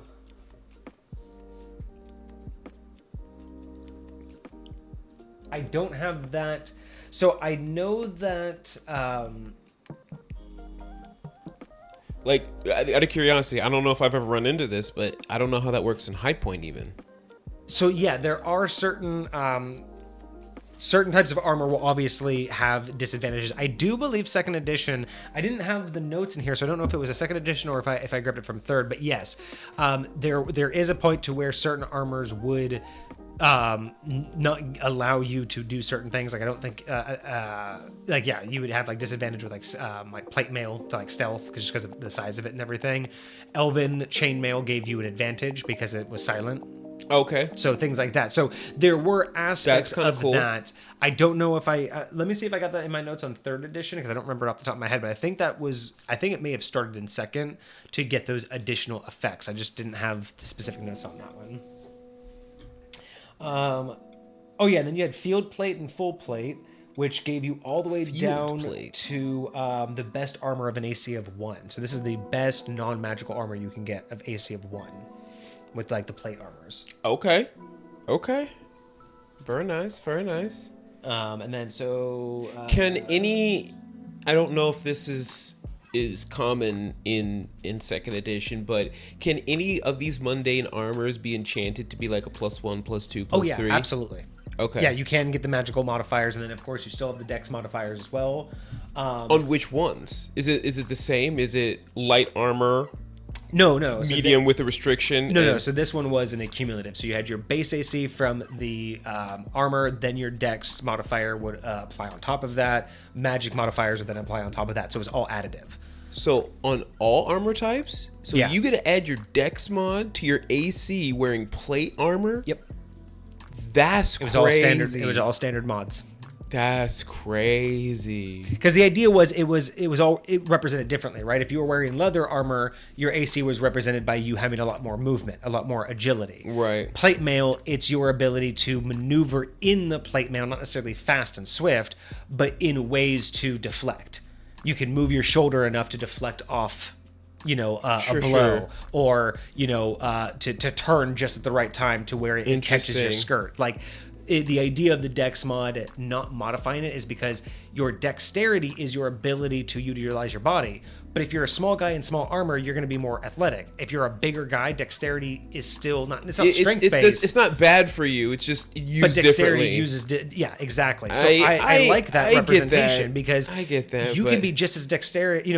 Like again, you have an Arnold Schwarzenegger sized guy and you have like a Scottie Pippen sized guy. Dexterity will aid them both differently. I'll say at least this. I like the balance of how it's spread out in 5th edition, where it's like you get to use your full amount in light armor, and then you can use up to 2 points or a third if you take a feat in medium armor, and then no dexterity. And I get why. It just feels like they're defining what dexterity means then. They're only defining dexterity as nimbleness. Well, I'll say like in order to take full advantage of it, like, yes, you are able to use your dexterity in those like ways, but I would say that the person in leather armor can do that and more, right? And I think that just comes down to how proficiencies changed into skills and how those are used, because realistically speaking, feats and skills in 5th edition are much more directly tied in with combat, whereas proficiencies weren't that specific. So the need to have the dexterity shifts with certain feats and everything, I think is needed in 5th edition. Interesting. Although it's not my preferred method of calculating it all, I see why they did it with, again, it's the more complex approach to how they did 5th edition mechanics. Okay. Because other mechanics wouldn't work as well by using this method of dexterity. You're absolutely right. For 5th edition, degraded dexterity makes sense because, again, think about it. 9 times out of 10, dexterity is used for athletics or acrobatics. Yes. 2nd edition has a lot more uses for dexterity outside of just like those 2 proficiencies. So I'll say they use stealth and sleight of hand and all that stuff for that. And again, so if you think about all of those things, when you think about things 5th edition focuses on dexterity, it starts making sense why plate mail would give you a disadvantage in all of those areas. Yes. Whereas with 2nd edition, it didn't look so statically at dexterity was those skills. Dexterity was an aspect of the character. Those skills are what brought off of it. But dexterity wasn't required. Dexterity was required for those skills, but those skills weren't all dexterity was. So that's why I kind of like the idea that, again, even though I may be more acrobatic than you because I'm smaller, your level of dexterity suits you in a much different way, but no less than it suits me. It's just different approach. So when it comes to armor class only, like your big hunkin' guy and my tiny little guy doing dexterous acts, we're going to be able to do different things. You're going to be able to leap up, climb walls. I'm not going to be able to do that. But my dexterity would give me abilities to do, say, different things. Maybe dodge like 3 arrows being shot at you at the same time. Yeah, or something like that. So it's like there's an idea of your nimbleness can help your whole body. My nimbleness, my dexterity will give my body a different use of all of its lumber. And maybe again, you can, tuck roll, but maybe my dexterity is all in my grappling. Maybe when I duck and roll, maybe I don't take any more damage, right? Because I can use that weight to help myself. Like there's a lot of different, I think, approaches with second edition. I feel that applied it not so statically. But again, you can't meld those, which is why I like to pick and choose what works best. That's fair. I think second edition works best with armor, but it makes sense why 5th edition was like, but this is what we use dex for, so we have to say the armor, it takes effect. Whereas I would do that the same thing, right? If you're wearing scale mail, you're not going to be able to dex check that jump. You're not going to be able to acrobatically flip around the air with scale mail. Yeah. I totally get that. But 5th edition was like, so why don't we just make that the hardline mechanic? Put that in the armor itself. Whereas 2nd edition was more, we'll do it situationally. Do it when it makes sense. Interesting. And not as a broad rule. But again, I kind of like that. I kind of like the inner dynamics of how they approached it each time. Again, how the community, wanted it, was utilizing it at the time. That's fair. And the other big change from the earlier editions is that the armor class adjustments, again, the weapon to armor was basically kind of less emphasized. Like they kind of backed away from having that matrix of certain weapons, certain armors have different, different damage types or different damage modifiers. But yeah, so that was basically all of 3rd editions or 2nd edition, right? So not a lot of changes, just kind of, what we've come to expect with these history ofs is 2nd edition will make minor modifications and then expand more on ideas that weren't really touched upon. And that's kind of it. It'll have a couple, key cornerstone changes, but 2nd edition was really like just the next big step up, right? It was kind of like 2nd edition was almost the 3.5 of the early editions, where it just took what was there and said, okay, we're gonna go one step beyond that, right? But it wasn't until like 3rd, 4th, and 5th that really the big changes of actual like hardcore mechanics were adjusting. So I kind of like that. 2nd edition feels very. That's why, again, why Vortex loves 2nd edition. It's the perfect bridge. It's that old school feel with all of the older approaches to the tabletop with all of the foundations that we see now. We didn't know it then, right? But you see the turning point at which it's the bridge between the old and what is now the new style of gaming. And that's why I like staying within it, because it's one of the editions where I feel like it also is the most compatible. Like, again, 5th edition doesn't do well with other edition rule sets, but 2nd edition plays so nicely with everything. Like, you could just kind of like the mix and match so much easier. Kind of like the Android of yeah, because I really hate to admit it. I really hate to admit it, but 5th edition is lightweight like Apple, because like 5th edition works really well with all the other 5th edition stuff. It has a perfect ecosystem. There's no way like it's gonna, like you said, mesh. Like there's no way I can really incorporate THAC0 into 5th edition. Yeah, like, it doesn't really work. It's gonna break so much. It has a good ecosystem. It's limited in some areas, but it's robust enough to take care of most of your needs. It's generally available to most of the public. It's not entirely super customizable. I will say, I think homebrew, I would say that gives it a customizable feel. Like, I understand that it's within the base. Like, a lot of the homebrew that we review is like we look at the overall progression of like a class, and like everyone's like kind of fitting into that same idea of a class. Like, I understand like that not feeling customizable. Like, you're still following a template, but I will say that template is good for giving a guideline. Like, if you look at it works best when you use a template. Not saying that you can't go off of the template, but let's face it, it works absolutely best when you follow for sure the infrastructure, which is very much like Apple, right? It's very much like the Apple ecosystem. You can do things to it, but it absolutely works best when you just use it as is. We went over psionics not too long ago, and when you look at psionics compared to any other class, there ain't no template that thing followed. That thing is its own beast. Love psionics. Right? I'm so glad we did that. I know that was a very dry episodic series that probably nobody wants to watch, but I absolutely loved going through that book. That was so much fun. it was very good. It was very good, and but like it was definitely that thing. It was this whole different animal in not only second edition but D&D in general. I don't think D&D in general has before or since seen anything like that. I can't believe it didn't. I'm so surprised that just didn't keep reappearing. I mean, it did technically reappear, but just not in the same. So there's a class, I don't know if we'll ever get to it, but it's called the Mystic in 5th edition, and it's their attempt at psionics. Interesting. Okay. And so it's I don't really like it. Like, it's not bad, but like I probably wouldn't play one, because like there's a blood hunter. I also wouldn't really play a blood hunter. Maybe this would be kind of fun. Maybe what we should do is we should try to make a base class of psionic and then try to create a couple subclasses for 5th edition. Yeah, maybe we should try to go take the psionic handbook and see if we could take a couple different paths you could be a psionic with, like a couple good builds. And then see if we can, because that was the big big issue with second. See, here's the huge difference, right? In 5th edition, you have the choice of subclasses, you can do features, you can do all of this, but you end up with the same product. Whereas with the psionic you were talking about, it was so open-ended.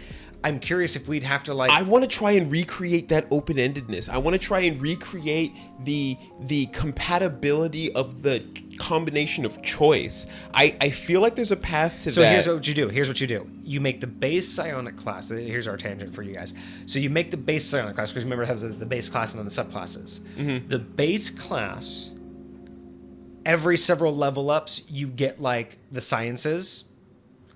Right? When the base class levels up, it gives you a new science. So at level, level 1, 3, 5, 10, interesting, 15.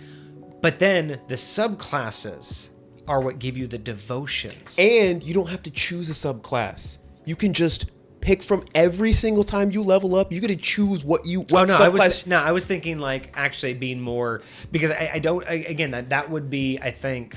Because isn't that how it works in regular psionics? You can choose from any one of them at any point in time. You don't have to. But once you choose one, you kind of have to go through it for a little bit, right? You can't just keep on building. You have to. I mean, there's prerequisites for sure. Yeah, you have to have a certain number of them. But the thing with that, though, is the downside with that is the reason why it wouldn't work. Again, why it wouldn't work in 5th edition is because that would lead to very underpowered builds. It could lead to great builds, but if you leave it that open-ended, you could end up with just such a mishmash that by 15 level you're useless. So I feel like you'd have to give it. Isn't that the risk? Isn't that Isn't that kind of how it is? It is, but that's not for 5th edition. I think what 5th edition would need is again, the sciences, the big ones would be held by the base class, right? So the big level ups for psionic would give you the sciences, the big intros, right? Because then you would be able to choose, kind of like an ASI or a feat. You would say, I want the telekinesis build, and then I want meta science, and then I want metabolic psionics. Those would be the big ones. But then within that, your subclass would, I think, also, that would be the thing, because I don't know if you wouldn't want to be hey, here's the build you're going to get at the end. But there are so many sciences and devotions. There are so many different paths to go. I'd almost think that the subclasses would essentially have to be like certain combos. I think that just like in second edition, when you choose a science, there are certain devotions and whatnot that have to have that science as like a prerequisite or something like that. And so imagine if like the science that you choose, because you said the base class, that's where you get your next sciences. And I'm guessing you're going to get to choose which science you want. So when you choose those sciences, and they will have the devotions underneath that umbrella. And then how about when you choose your subclass, you can only choose from whatever's underneath that umbrella for the sciences that you've chosen thus far. Yeah, something like that. I don't know. That's going to have to be a whole sit down. I don't know if we'll have to do that on a weekend and then bring it to stream, or if we'll have to build that on a stream. That would be very interesting. That would be very. That will be the free stream that if they make the community challenge, maybe that will be the extra stream that we do. Maybe we'll do one unless the person that contributes the most wants to go a different direction. They'll have to sign off. Give a little input. Okay, but yeah, I do like that idea. We should definitely make a 5th edition psionic class and actually figure out how that would work. That sounds like a lot of fun. I do like that idea. Okay, so 3rd edition. Now we are on 3rd edition armor class. So this is where we're going to get a few different changes. We're going to get more to the modernness of AC a little bit here. So this is the first time we've seen the switch. Now we're no longer descending. Now we're in ascending AC. So now AC is going up. Now you want high numbers. Now it's the more traditional. It's what everyone wants. It's the simplified version. Bigger is better. Yes, bigger is better. Number go up, so I am happy. Base is 10, and again, we're just going to stay at that. So base is always going to be 10 from here on out. And then you get the bonuses from the armor that you're wearing, shields, dexterity, and they did add additional factors outside of just magical factors. So there's other things like feats were added and other aspects that would give you better bonuses to your AC. Okay. Let's see. So armor types. This is now when we finally got the introduction more into. Beforehand, we were just talking about what type of armor you were wearing. It was the actual armor itself that mattered, right? Whether it was scale, plate, leather, all of that. 3rd edition is what introduced us to armor categorization. So now we actually have armor types, armor categories. Okay. So now we've got introduced to light, medium, and heavy armor, each affecting various things such as movement, skills, and abilities. So now we're starting to get into more refined purposes of the type of armor that you choose to wear. Each type had a base AC with a maximum dexterity bonus that it would be granted. Mechanically speaking, they also introduced a concept called armor check penalty. An arcane spell failure chance, penalizing certain actions while wearing heavier armors. Interesting. So these were two specific things. Armor check penalty and arcane spell failure chance were things where if you were wearing heavy armor, these would actually start to not just affect your ability to walk and move, but things that you could actually do. Okay. So armor types. We had light armors. So this included everything from padded to leather, studded leather, pretty much just said padded leather, regular leather, and studded leather. Basically, this had, obviously from what we were just talking about, more agile characters, with that, those with high dexterity, really allowed for the highest dexterity bonuses to AC. So light armor had the highest cap that you can have for a dexterity bonus. Okay. Because each of them had a specific maximum dexterity bonus that they would be allowed. Mm-hmm. So armor class had the highest. So if you had a dex based build, light armor was great because you'd get the highest AC bonus from it. Got you. That makes sense. Medium armor featured hide, chainmail, and breastplate. And these offered basically your balance between mobility. You didn't get as high of a cap on your dexterity, but you had no mobility decreases. So you weren't negatively affected yet. You just didn't get all of your dex if you would, or if you were a really high dex build, you just didn't get all the benefits from it. Got you. But if you weren't a high dex build, this was a good good balance.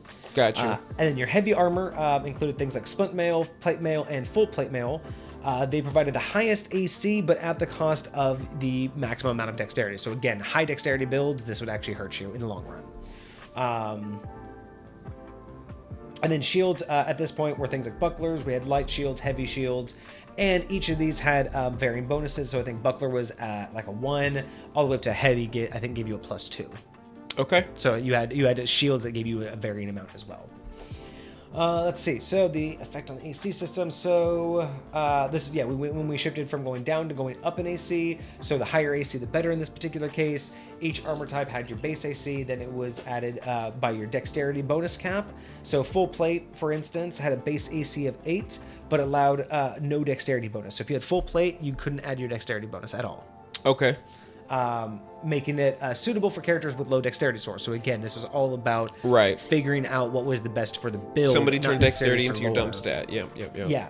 Armor check penalty and arcane failure were also introduced, impacting skill checks and spell casting. So skill checks, if you had heavy armor, you'd be having issues. I'm interested. Is it for somatic component reasons why it's messing with spell casting? Yeah.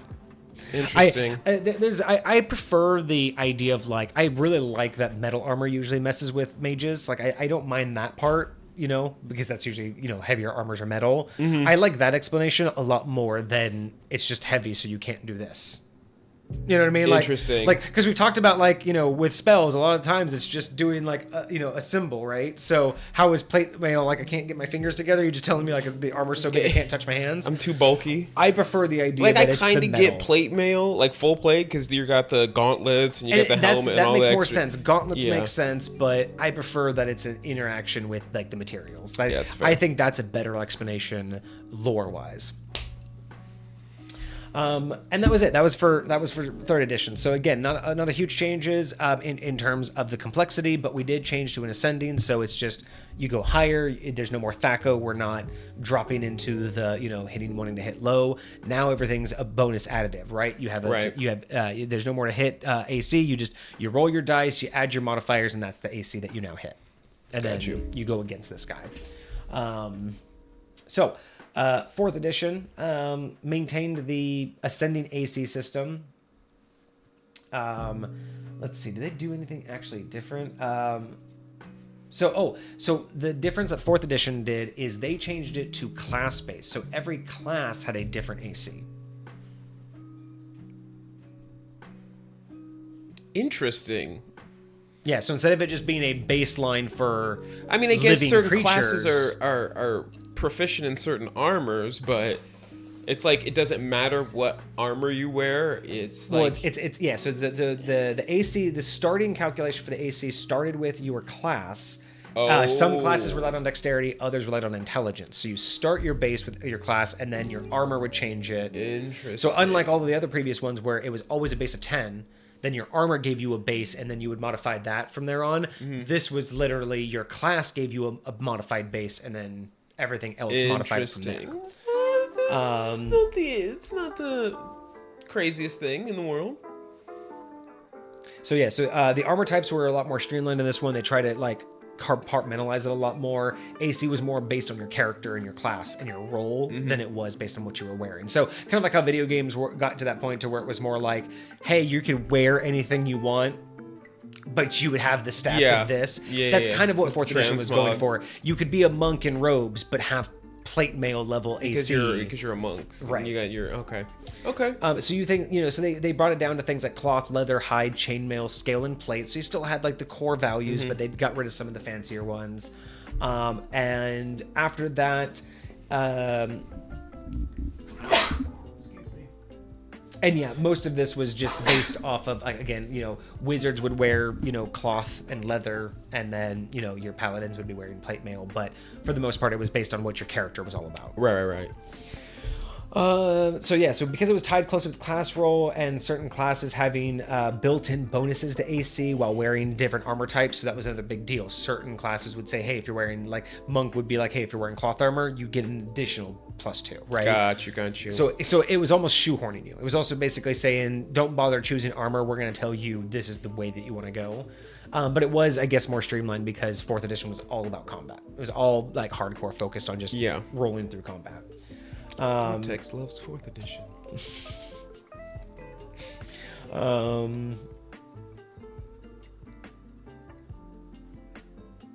And then armor proficiency became kind of a cornerstone for that exact reason, the shoehorning. If you wore armor that you weren't proficient in, the detriment would be just unnecessary. Yeah. And again, it's like, why even, like, if you're gonna make the mechanics so hard on it, what's, like, it almost goes without saying, why would I even bother trying to wear give something? them the armor in the first place and let them just... Exactly. So it was kind of again, like everything, it was a unique approach. Didn't really do it for anybody. It was in the era that they were trying to bring in more video gamers. Yeah. But that didn't last very long. So 5th edition came in and fixed it all. So 5th edition, armor class. Now we're just going to kind of cover this because y'all know it anyway. But armor class has been, revamped again. We're still in the AC or the ascending AC system. So we are counting upwards, which I don't think is going to go anywhere, because people like numbers going up. AC still starts at 10, increases with armor, shields, dexterity, and other bonuses such as magic and feats. Very similar to 3rd edition, 3.5 from what I remember. Yeah, pretty much. Base AC is determined by the armor type, with natural armor and magical effects also contributing to your baseline, and then from there it's other things like magical effects, the feats that you take, and other clothing that you can get. Magical items can also give you bonuses and things like that sort. We still have the division now, so they went back to the 3rd edition version of light, medium, and heavy categories. I still kind of prefer each one as its own. You know what I mean? I kind of get the light, medium, and heavy, but preferably, I think I know why. Because it's easier when you if say you each have one is its own. You mean each? Like I remember back when chainmail had its own stats versus like studded leather, and it wasn't light versus medium. It was just chainmail versus leather. So I think, and I get why, because over time you just have so many different armors that to individually apply to each one, it's easier to just put them in one of these 3 categories. It's just that I feel like with these categories, they just don't really cover. It's almost like they're trying to cover material, because light would mean leather, heavy would mean metal. I just don't feel it covers I don't think the categories cover the right aspects. I think the reason for the categories are mostly for specific effects that affect all of them, so that they have something succinct that they can just call all of those types of armors. I agree. Also, I do agree that a lot of the times when these armors are, when we're looking at like what they can do to protect us, like each and every one of these, even in 5th edition, does have a specific value. So like in the heavy armor foundation, I think the lowest base AC is a 16. Without any bonus to your, I don't remember which armor it is, but like the highest static bonus that I'm aware of is an 18. So like, I think it's like full plate is your AC is just 18. Yeah. And that's heavy, but like on the lower end of the heavy, I think it was splint mail or something like that. You have ring mail and chain mail, because we'll get that in a second. But yeah, you have like ring mail and chain mail, which are considered heavy. But you also have like splint and plate mail. But all heavy mail provides basically your flat AC with no dex value. Yes. Which is weird, because I don't consider chainmail or ring mail heavy armor. Personally, I look at that as medium. That's kind of fair. So this is why I don't like these categories, is because they're not all encompassing either. Because chainmail and plate mail, like, I don't think that they have the same limitations on movement. Is chainmail heavy in 3rd? I don't think so. 4th edition. No, chainmail was medium. Hide, chain, and breastplate were all medium in 3rd edition. Oh, that's the chain shirt, though. Yeah. Was there a chain mail in the heavy?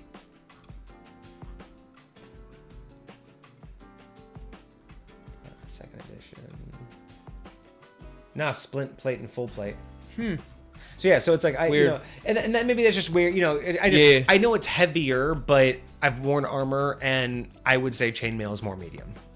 You know what I mean? I tend to agree. It weighs you down, but it is not as restrictive as strapped plates of unmoved. Like, plate mail is heavy, or I mean, chainmail is heavy, but it's like a weighted blanket. It still sinks to you. It moves with you. It's heavy, but it's like anything that's heavy. It's just a weight. Plate mail is strapped plates of unmoving metal that are only moving because there are multiple plates stacked in joints. But you know what I mean? Like, so again, I'm not saying that I don't, it's not that I don't understand why they try to categorize it. I just don't think these particular categories are encompassing enough. And if anything, what they should do is maybe they should split it into 2. Maybe they should have light, medium, and heavy for movement issues. and maybe stealth issues, and then have a different category for like how weapons have the one or two-handed, they have versatile, they have finesse. I you know do how they kind can of like have those multiple. They have, you know how they can have multiple. You can have a two-handed finesse weapon, right? Like you can have there's multiple a different categories. word for it. It's like a classification. Modifiers. Yeah, some more But akin to that even rather if you than just said that, if an armor was both, light and metallic, right? It would indicate that it's light, but it good has against metallic slashing. categories, Right, or metallic. But yeah, it's like features. if you could just give me two different ways instead of just saying light and heavy, I don't think that's enough. If you give me one category, like the light, medium, heavy, for what will affect my movement and what will affect my stealth, I'm fine with that. That makes sense that's why I like those categories. But in other areas, you can't tell me that chainmail and plate mail are the same in any category, and I don't believe that they should be. I think again, like a lot of things, they have similarities, but I definitely like the direction you're going where very similar to weapons. Like, first of all, they're gonna be started on weapons. I don't like how there's just martial and simple. Like that's all We've they talked have, about and I'm this. like, Yeah. all right. And even those are miscategorized a lot. But think about like the tags that they have on them. Like you have versatile, you have finesse, you have thrown, you That's have what I mean, heavy, right? and like all of them, they have like a specific description. Like this, when I see heavy on there, or when I see two-handed on there, there's a little description. This is what two-handed means, right? And so that I know that's applied to this weapon, right? That's what finesse means. That's what light means. And doing that with armor, right? If you That had would be armor perfect. light tells me I have my full movement. Armor heavy means I have 10 feet less movement. Armor. You could put something like Noisy, like honestly, like just you could put a noisy category that means you have a disadvantage to stealth, Yeah. right? You could have encumbered, which means that it lowers how much weight you can carry, not just because it's so heavy, but in general it just lowers how much you can carry. Yeah, you could have a lot of them, but it would be kind of cool to have these smaller categories instead of just these broad, paint strokes. I don't remember where it is, but there's a rule somewhere in 5th edition that talks about if you try and sleep in your heavy armor, you'll get like a level of exhaustion or something like that. That could be a tag that you put on there because uncomfortable. It could just be called uncomfortable. I honestly forget about that 90% of the time. Right? But imagine that, an uncomfortable tag or a comfortable tag for and it's supposed to take time for you to take off, Right. Like that could be a tag in and of itself, like, minute to dawn or minute to doff or something like that. Like, or maybe that could be attached to the heavy category. Oh my god! And then you can even have indicators for if it has the metallic indicator, you have higher disadvantages in cold. If it's metallic, versus if it's cloth. If it just says cloth or fabric, so that would be a perfect place to put that. Fabric could say that it will keep you warm. So here you go. You could have cloth, fabric, or metallic, and that way you can line your armor with like fur or something like that, and like add a right. That would be because if you cool. have cloth, it means that you have disadvantages in cold. And if it's metallic, you have disadvantages in cold.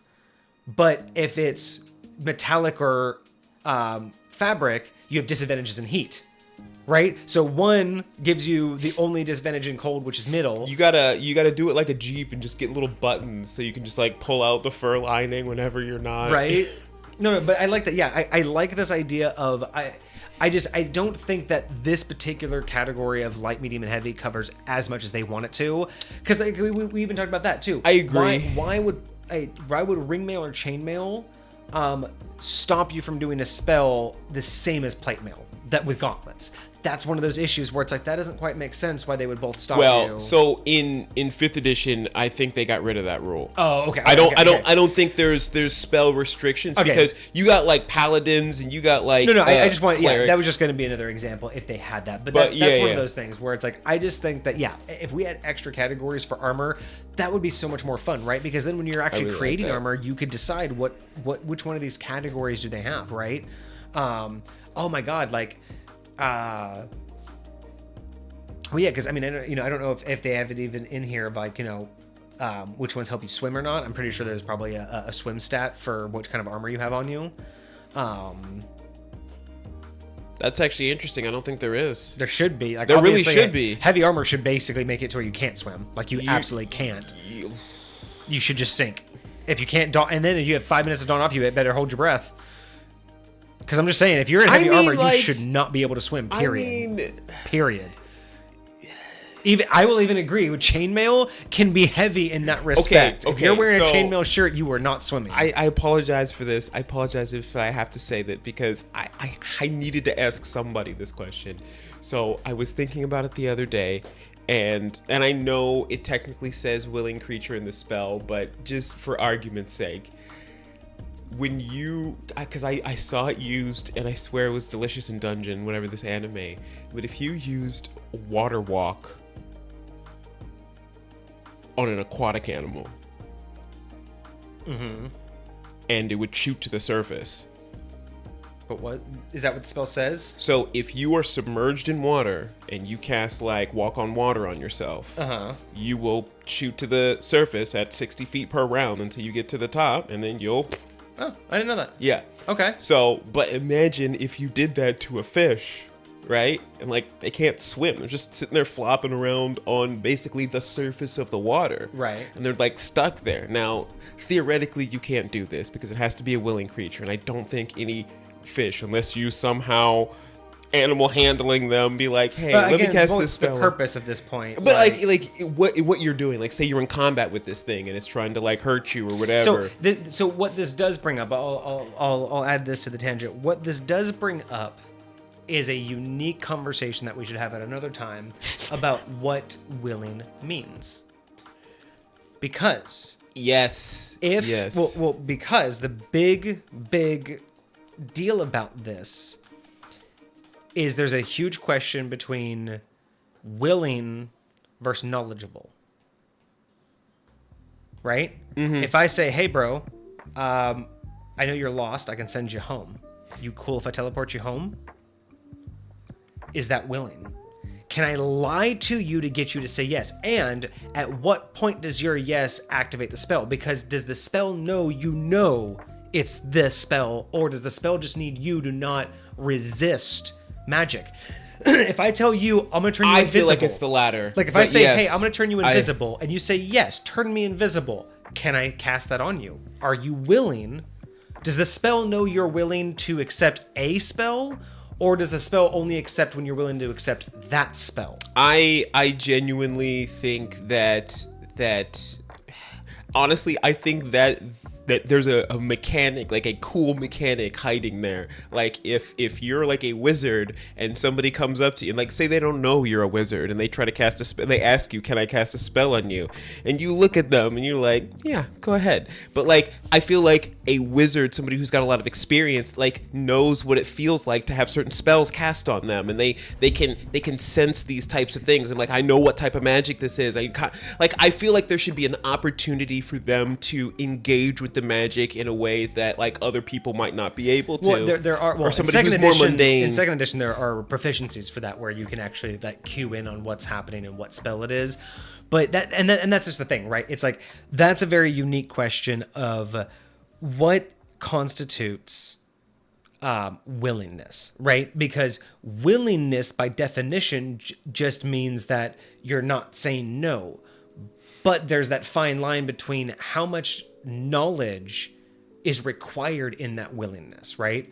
If a spell requires a willing creature, how much does that creature have to be acknowledgement, or how much does that creature have to be knowledgeable of the effect of the spell, or do they just not have to be hostile to the caster, right? Like if you're my best friend and I'm saying just trust me on this, does any spell work on you? Or do I have to say, I'm casting this on you, you have to allow this to happen to you, right? Like, I think there's like one of the polymorph spells require, so do I have to... polymorph you can do on an unwilling creature. One of them's like on a will, but yeah. I'm just saying, like, when it comes down to that question, that is up to the DM on, and we've talked about this too, is does the magic have intelligence? And that's a question that just kind of covers a lot of different stuff, but does magic understand intent? And I think it does. I think it always understands the intent of the caster.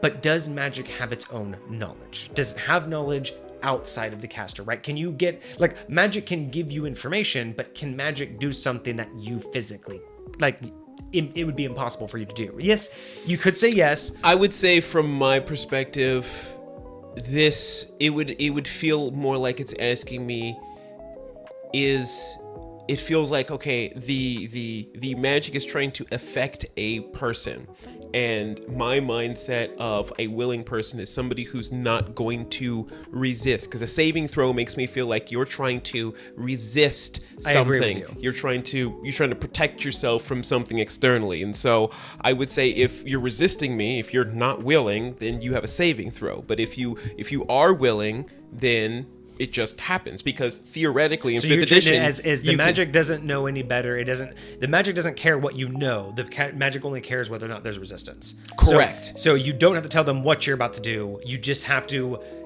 make sure they are aware something is going to happen, and they have to be, and they have to just be. That's where that's where my mindset goes towards, like, okay, in your mind, you make that choice in a split second. No matter what you tell them, I make the choice whether I'm going to resist whatever magic is happening or not. So it's almost as if it's like we all have a natural barrier, and you just have to ask them, "Can you drop your shield?" It's lightweight, like the knock from Psionicus. Yeah. It's so like, you're just asking them, "Hey, drop your shield real quick." Yes. You're not telling them what I'm doing. Fail the saving throw. I'm just saying, yeah. Yes. Or don't take the saving throw. You're basically Exactly. all it is asking them not to take the saving throw. That's the way I look at it, truthfully. So they don't have to know what you're casting. You just and to be completely honest, I agree with you, because realistically speaking, like, magic isn't that smart. I look at it as more of just, we kind of like how psionics always have a mental barrier against other psionics naturally, even without the defensive. Just no one can enter their mind just willy-nilly. I look at it as everybody has a natural resistance against magic, like a natural, I don't want that to happen. They don't have an ability to stop it. Yeah. But they have a natural, I don't want that. And to drop that, things like, I'm going to walk through this portal, I'm going to have this healing cast on me. Like, there are things that I feel like are... Like, your body will naturally breathe, just like your body will naturally reject magic. But you can specifically hold your breath if you're going to go underwater so you don't drown. So I think this is, like, specifically holding your breath against whatever this thing is and saying, all right, you can do whatever you're going to do. Another interesting question, too. Well, I guess it kind of answers itself, but it's also interesting, too. It's like, I guess, within the rules, it doesn't specifically state this, but it implies that once the magic has been accepted, you can't change your mind. It does imply, because it's a willing target, but once the magic's active, it's not like you can stop being a willing target. Yes. It's already active. I will definitely say that. Like, once you let it in, it's in. Yeah. Like, it's like possession. It's doing the thing. It's like being, like lightweight. It's like in Supernatural. You can accept being possessed, but once they're in, you ain't kicking them out. Yeah, like, because you have no control over it. You let it in. Exactly. You know? Yeah. Philippa brings up another interesting question, including, is willing included with difference in forces? So is willing included in different forces? Like, part of the warlock's patron is inside the body of the target. So I guess you're saying, like, if your target technically has multiple abilities to, like, if you had two people inside you, like, you're, interesting, whose willingness matters. I would assume it's the one most in charge. Like, for instance, in psionics, you can take over someone's mind.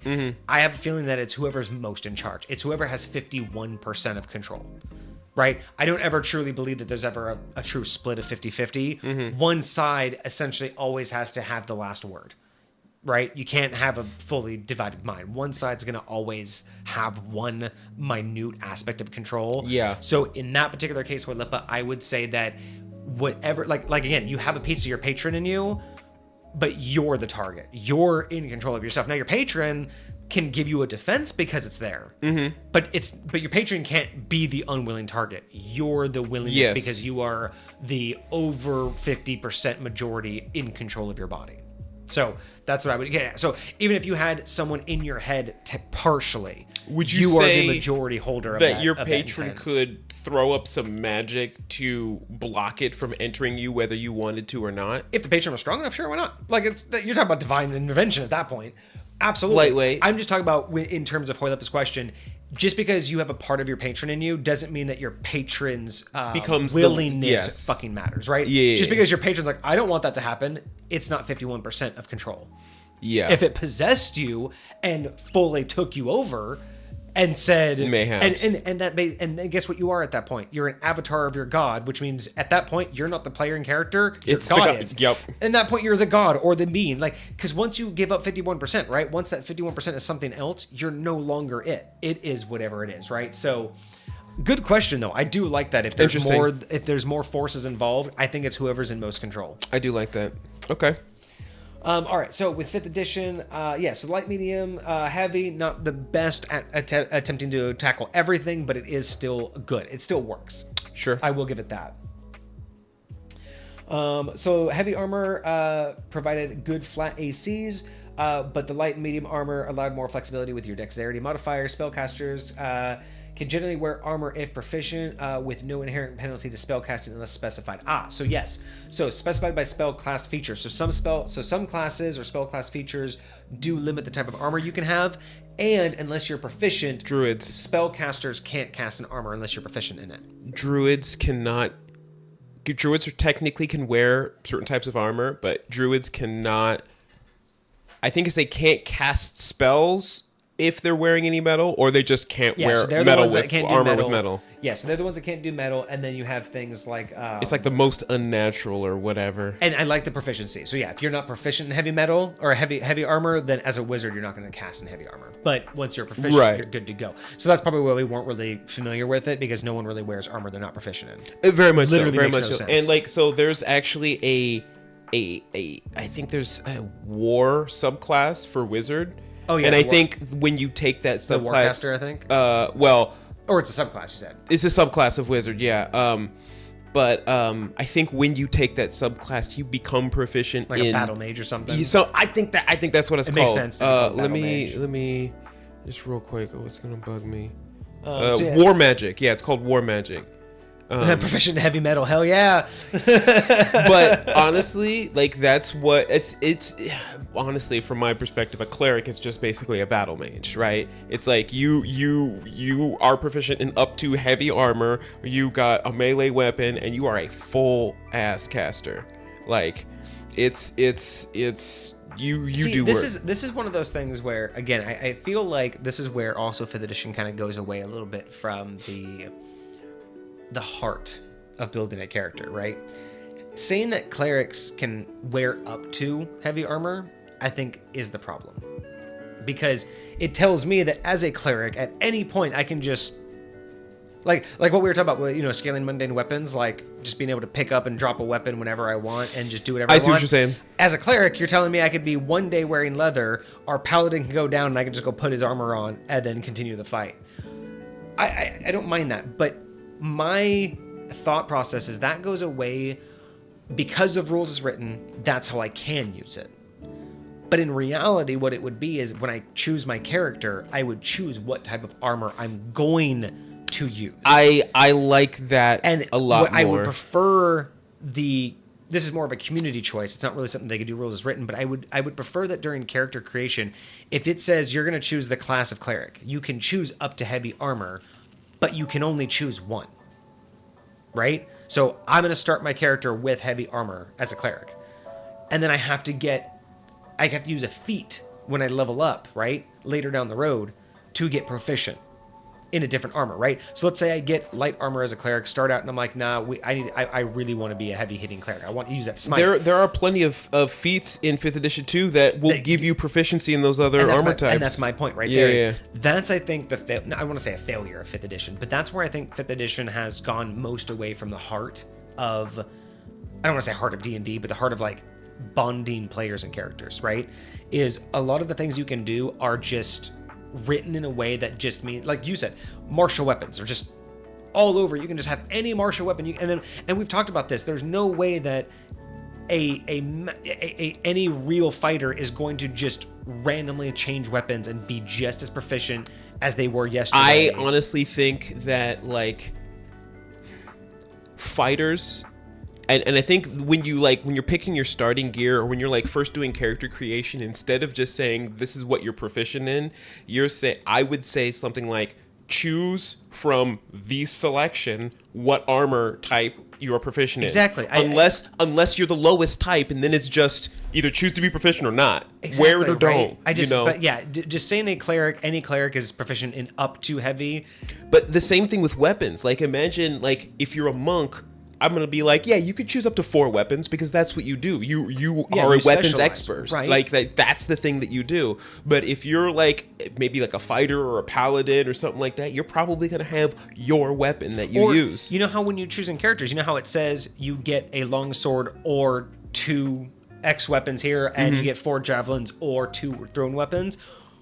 Why doesn't it say these are the weapons you will be proficient in from now on without additional feats? Like, the thing is you have... That's we exactly... say they're starting yes. weapons, assuming that you're going to be able to swap them out with anything of that other class, but that's not how it works.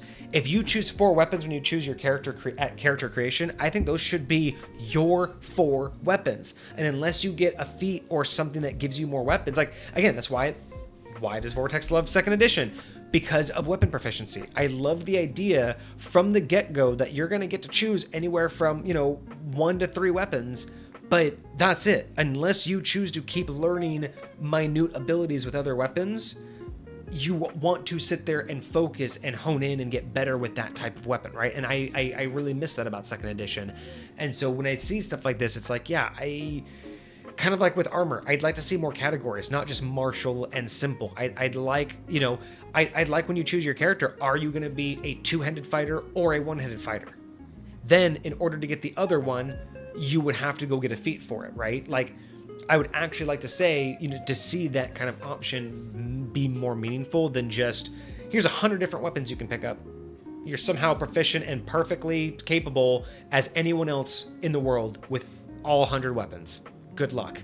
Like, right. It just doesn't feel right to me. You know what I mean? It feels like that means that every adventurer is just like Neo. Like, you know what I mean? It's just, you get in your little white room, pick any weapon today, because it doesn't matter what you're taking onto the battlefield, you're going to crush with it. But we talked about that in scaling mundane weapons too. Yeah. Like, there's really just no reason for players and characters to bond with the equipment that they start with. That's why whenever I'm starting my players, that's one of the big things that I try to get them to do, is like to pick an item, even if it's not a weapon, because sometimes weapon's not their thing. Sometimes, if you're a wizard, maybe it's your spell book, maybe it's your focus or something else. But like, pick something that's gonna be your item, like that's gonna level up with you, that's gonna like become like a big part of like what it is that you do. You know, that way they feel like they're attached to some kind of thing. So I don't know. I like it. I like that you do that. I usually do that with because in 2nd edition you usually start out with like a magical weapon or item and something, but I always try to give them, if it's not the magical item they get, I always try to give them a personalized item. Like, Dovd, you didn't get a magical item, so, well, you kind of did because you got your journal, but you didn't know it at the time. But you got your journal and the staff because neither were magical yet. But other people got Vixie got a magical sword. Crow got his robe with his pocket dimension, with this little, basically his little pocket holding. Mm-hmm. So it's like everyone got something that was so specific to their character that it was like, there's no way you're going to get rid of this. It's not just here, give me just so you don't feel weak. It's no, this is and all of you have kept it. Like, no one has not kept their starting item that was specific, because again, I try to make it to where it's a bondable item. Yeah. So 5th edition, so we've gotten a couple. So that was light armor, medium armor, gave you up to a +2. Oh, okay. So light armor, you got your full dexterity modifier. As high as it goes. Medium armor, you only get up to a +2. Unless you take medium armor master, which gives you up to a +3. And then heavy armor, you get no dexterity modifier. Yes. And then shields provided a +2 to AC. Static +2. Instead of the +1 or greater. Yeah, because before bucklers were +1, heavy were +2. This is just a straight +2. Yeah. Let's see. So. And you are correct. Plate armor was the one that has a base of AC with no dexterity bonus, so that's the highest one. Okay. And then heavy armors did impose disadvantages on stealth checks. I swear there was like 1 or 2 that didn't have that. I don't remember which ones they were, but it was very rare. And it might have been a magical set. I don't know. It might not have been mundane, but Trying to go over some of my final notes here, just trying to like compile like the major changes. Looks like the big shift that I was trying to figure out of like the ascending to the descending to ascending and whatever is really just simplicity and community feedback. Just again, bigger numbers go up. yeah. People like that. The big change, armor went from, again, being tied to what you were wearing to what you were doing with it. It's much more about the abilities, what you're doing as it's less about just the specific armor you're wearing and the whole build now. Right. AC is much more encompassing, all encompassing of your character and not just static what you're wearing. So Yeah. I do agree with that as kind of like an overall arcing progress for armor class.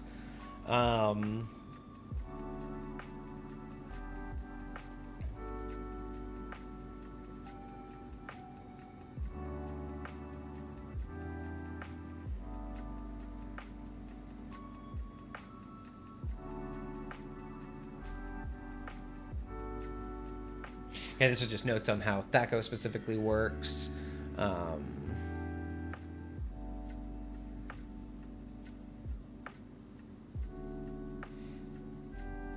I think there's been a very valid evolution of AC over the years. I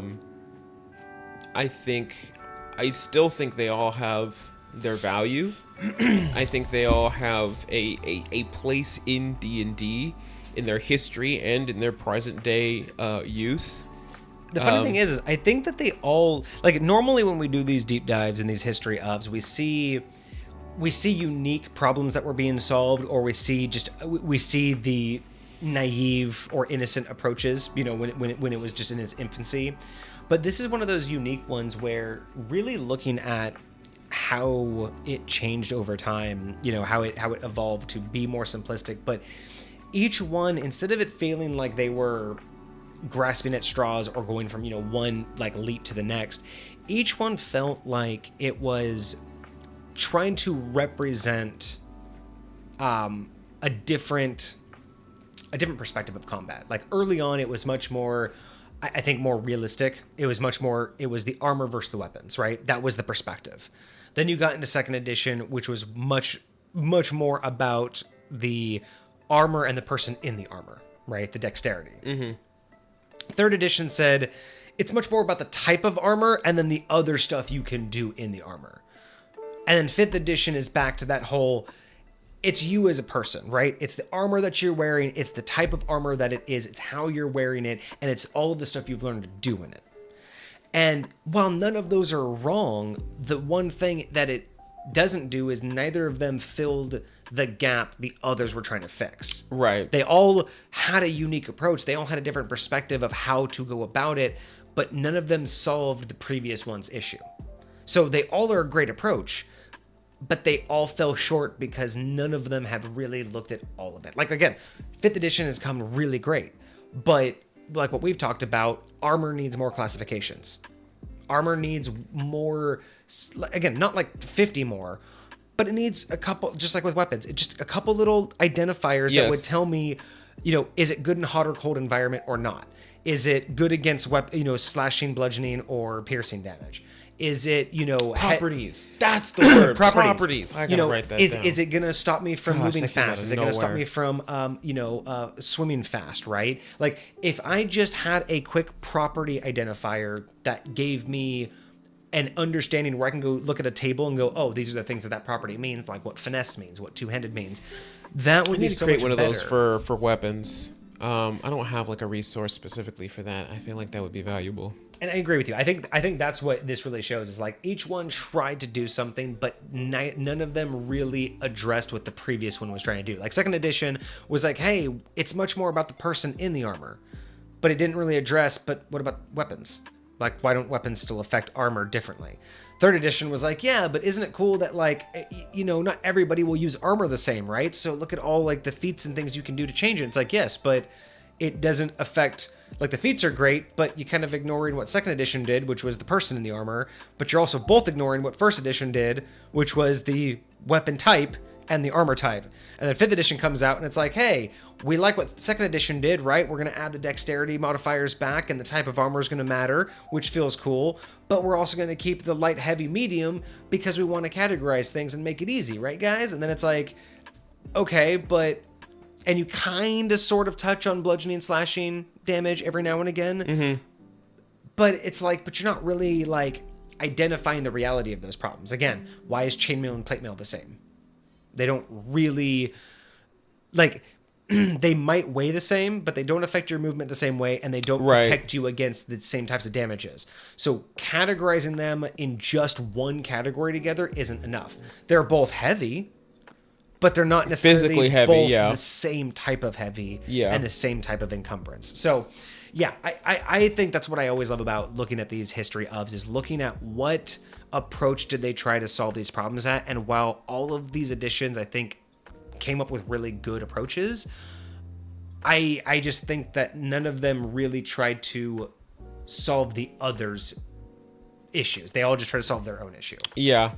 They were just like, oh, that was a cool effort at fixing that thing. We're going to ignore that and come over here and do this other thing now. Yeah, we think it should look like this. And that's not a bad thing. But I'd like to see, as we move into the future, I really would like to see more of the future of D&D looking back on second edition, third edition, first edition, and just remembering where some of those mechanics started and why we got here to them, right? Streamlining's fun. It's great to streamline things to make it more broadly approachable, but keep in mind, D&D hasn't been around since the 70s because it's always been streamlined. And that's fair. You know, it may be popular, it may be more accessible. I should say this. It may be more accessible because it's been streamlined, but that doesn't necessarily mean that it's popular because it's streamlined. It's fair. And what makes D&D popular, I think, is what we need to go back to on the next iteration, right? Like this D&D 2024, whatever's happening right now, we're going to see all of that. But I think moving forward in the next big edition of D&D, I think what we're going to need to be seeing is a return to form, in the sense that we need to stop acting like this game needs to continue to get dumbed down.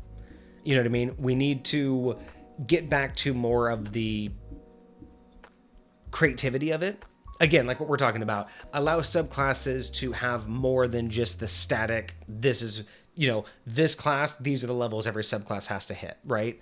Like more of the flexibility, more of the creativity on how to approach things. Because I love what we've done to streamline it, but some of the streamlining, kind of like with armor class being light, heavy, you know, medium, it's to the point to where it's like, but is it really representing what it needs to, or are you just trying to simplify it so it's easy to understand, right? Like, it's great to have it to easy to understand, but is it doing the right thing? Right. And that's where I would like to see us do, is it's great that we made it available, right? It was at the right time. 5th edition came out, made it simple, made it easy to access, and it was in the right time of the world to where D&D blew up for many, many different reasons.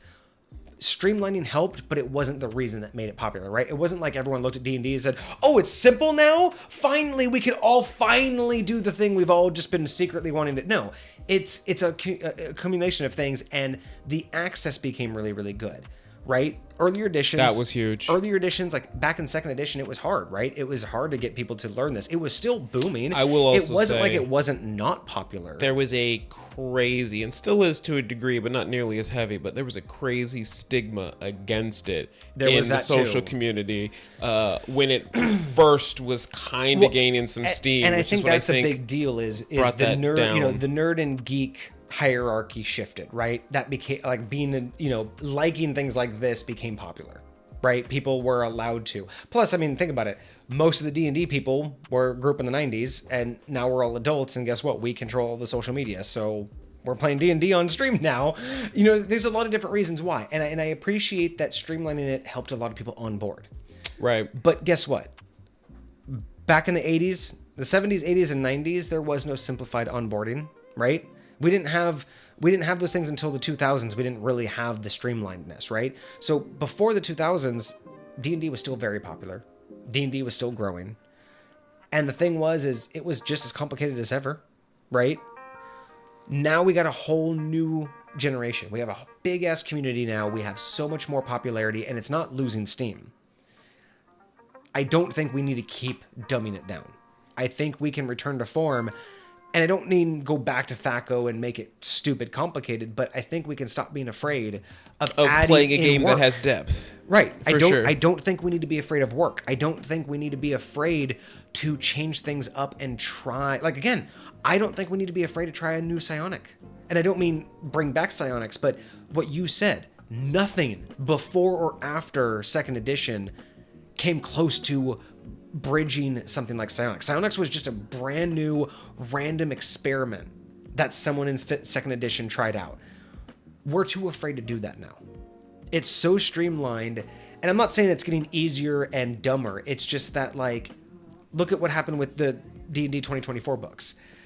They're making changes, but it's almost like at this point we're in the development phase of the video game where it's all just bug fixes and no updates. Lightweight. Like we're out of the we're no longer getting new season updates with new content and new characters.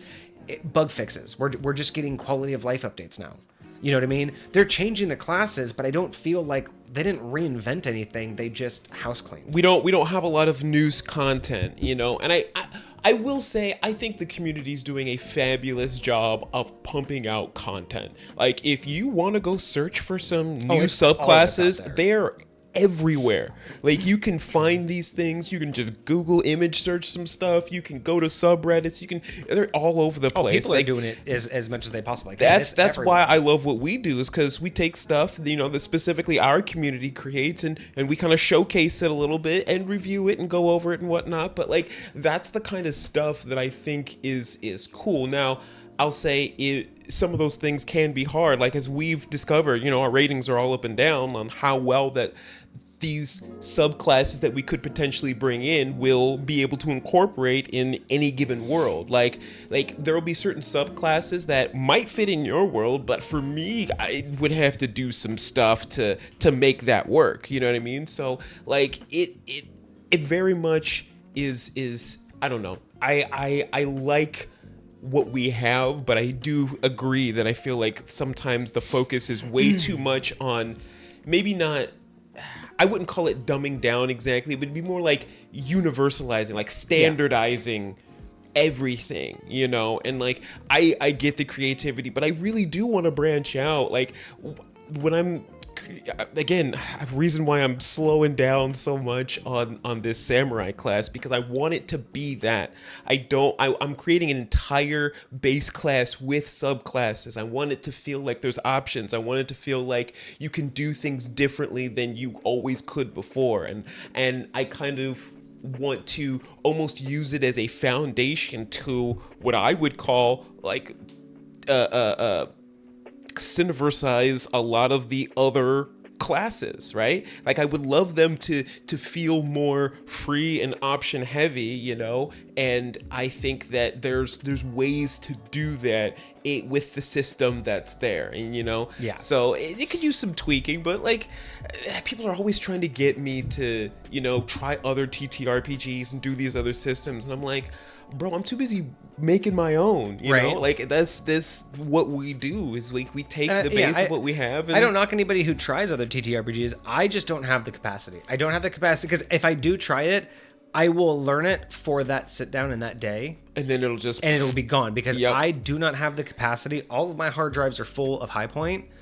I mean, I can barely keep up with 5th edition, and 5th edition's been around for 10 years. 5th edition has been pretty much as long as I've been developing High Point in 2nd edition, right? Like, I've had the time to envelop 5th edition all this time, and it's still changing, right? It's always changing.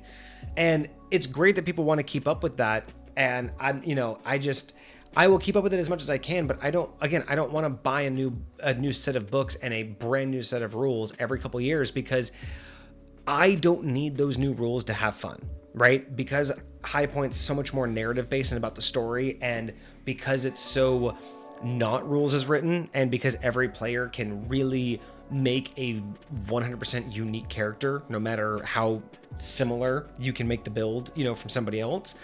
it's that whole idea of I don't feel the need, I don't feel the desire or the draw to be up to date and only use the newest, freshest stuff, because Wizards of the Coast has nothing to do with my game. You know what I mean? Like my game of D&D hasn't, like, it's not like Magic, you know what I mean? It's not like I have a referee who's like, oh, that rule set, that's out of date, you can't use that anymore. You know what I mean? Like, you know, with Magic the Gathering, right? Like every like 10 months there's a new block of cards that are just banned, right? Like, no, we don't use those anymore. They're too old. It's like, you guys come out with new shit like every 6 months. That means something's always dropping off. It's irritating, right? Like, you can have these things perfected for so long, and then, oh, you can't use that anymore because of the way, you know, your NPC, your big BBEG now has to completely change because his master spell doesn't work the same way anymore.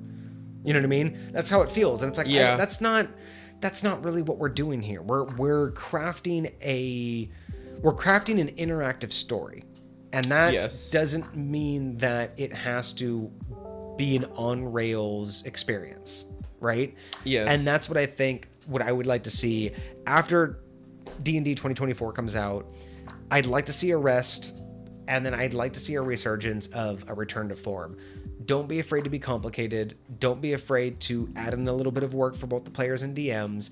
We have a huge community now. It's not like it's going to slow down. And we can find ways to make these new concepts, though they might have more depth to them. And it can be a leveling system for DMs, right? You could say, here's the baseline, and then here's a more advanced way of gameplay, right? We could start to add in just more optional variations, right? Because that's a big thing in a lot of games, like just optional variation rule. Yeah. Why not just do that?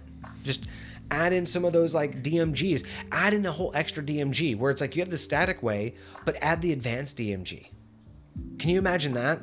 The right. AD&D ADMG, like, but that just sounds dope. Where it's like, it talks about, hey, you're a DM, you know how to play, you know how to run everything. Here's now a book. Man, maybe that's what we should do. Chat, what do you guys think about that? Because we've had a lot of people in chat like talk about just like how detailed like our worlds are and our mechanics are, and just have we ever thought about launching something? So you know how everybody in like our sphere, you know, like roll 20, critical roll, and all of that, like, or dimension 20, not dimension roll 20. Dimension 20. You know how all of them eventually turned their 10 years worth of gaming on stream and turned it into modules, right? Sure. That would be kind of cool to do with High Point, sure. Take us a long time to get enough interest in High Point after gaming in it, right? But that's not really what we do here. We talk about balancing. We talk about how things can be done. What if Misfit Gamer Studios published the Advanced DMG? Specifically for 5th edition? Just specifically. What if we produced the Advanced DMG? Just that's the title of it. We had produced a book called the Advanced DMG, and it's literally our approach to DMing. It's all the ways that we could tell people like, hey, you know how to play D&D? Here's how you can begin to approach it beyond the book.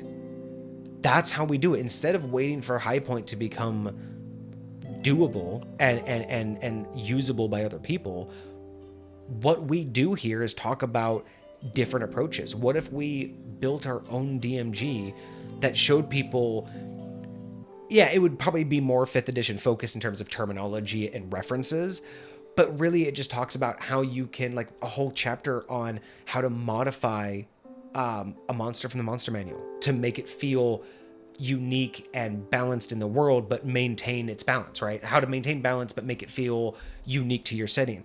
A whole chapter on how to allow players to go outside of the standard character build to make their characters feel more unique, but not break your game, and how to do that, right? How, you know, custom ways to how to build out treasure, to, you know, how to, we can have a whole chapter where we detail out every possible way that we could think of how to level up.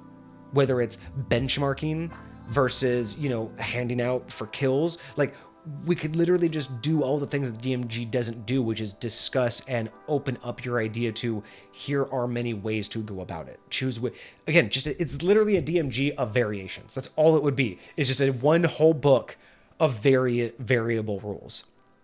But it's for DMs to say, hey, interesting. Here, like we could talk about, we could have a whole chapter of HP. It's almost like a house rules book, lightweight, kind of. So, but it's the advanced DMG. It's like, here's how HP works, and then just go more into it. Have a whole diatribe, like a whole section that talks about what HP really is. It's not just damage, right? And then go into sections of how to treat HP like fatigue, how to treat HP, like just really making a DMG to where it's not just here's what it is and here's how to use it, but more of a let's talk about this, let's expand, let's brainstorm what these ideas mean to give DMs something more tangible to walk away with, other than here's how AC works and here's how you implement it in combat. But then imagining talking about combat as in, hey, you know how to set up combat, you know how to choose enemies, right? You know how to make CR connections with your players, but have you ever thought about adding morale to your enemies, right?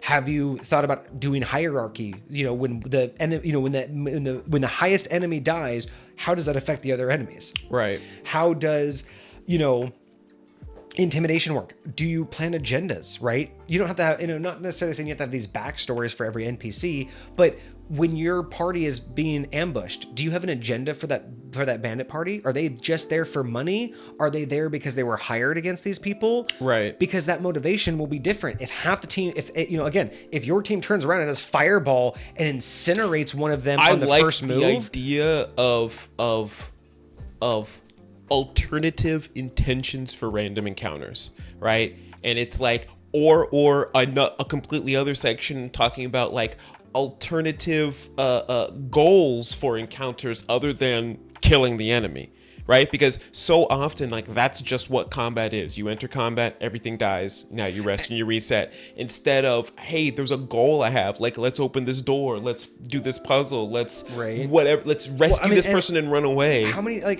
times? I don't see any of the DMs. I use this all the time, but I don't see any DMs use this idea of how many times, like, you send people after your party, but how many times do you send people after your party to capture them or to kidnap just one of them, right? Like, there's just those little dynamics of every combat just is a last person standing, but that's not always the intent. That wasn't always. What if these encounters were a misunderstanding, right? Like, I don't know. Dungeon says this would be an awesome idea. Write that down in admin chat for us. Maybe we need to talk about this. Because I've been wondering, we talked about doing like the leaderboard and doing a publication on that for a long time. I've wondered what will become of High Point. The more we talk about it, the more we play in it. I've wondered, will High Point become like, those other ones where we eventually create a module book? I don't know how I would do that, right? Because High Point's so dynamic and it's more of an idea. But this is right up our alley, dude. Like, this is the thing that we could do for the D&D community is create these, like, what if we called it Beyond the Books? Like the series was called Beyond the Books, where it's like it's beyond the D&D books. Right. Where these are just optional modules. And again, we could create a player's handbook, like the advanced player's handbook, where all it is discussing techniques for players on how to bond with your character, how to create meaningful backstories, how to play into your character, right? All the things that we've talked about before. How to make your character feel unique and stand out in the party without, overshadowing. How to, how to be more advanced at lower levels, right? Like how to be, more thoughtful. Just because you're not powerful doesn't mean you can't actually outthink your way, right? That would be. I just like the idea of an advanced DMG. Just there is no DMG out there that just talks about alternatives. It just talks about here's what you need to do, and then there are like paragraphs, and there are some chapters that are a little bit more lofty in the DMG that kind of give you guidance, but a lot of it is more about the foundational rules. And I would like one that's more about the foundations of narration and storytelling and how to incorporate yourself into the game more than how to make sure you're following the rules, if that makes sense. Sure. No, I really agree with this mindset. Like, I definitely believe that there needs to be.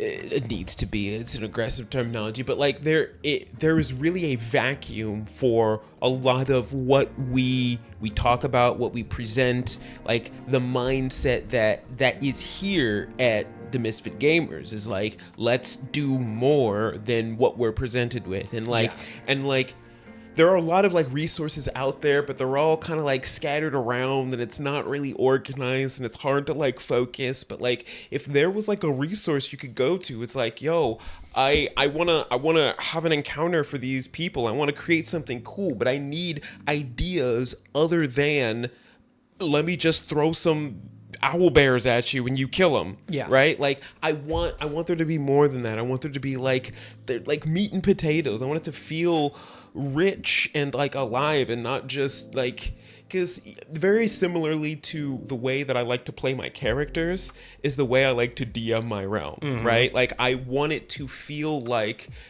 I'm not making choices. I'm not just doing stuff that Kage wants to do.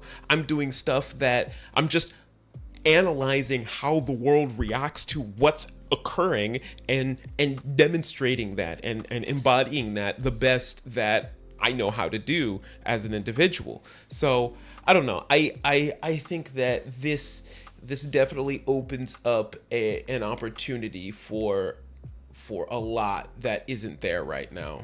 I think it also is. It's kind of exciting. I think it would be a lot of fun to learn how to do this, although I'm also recognizing that this is just adding yet another thing to the long laundry list of stuff that we're doing and taking on all of a sudden. But, you know, I think that we should put this on the books as next year's big project.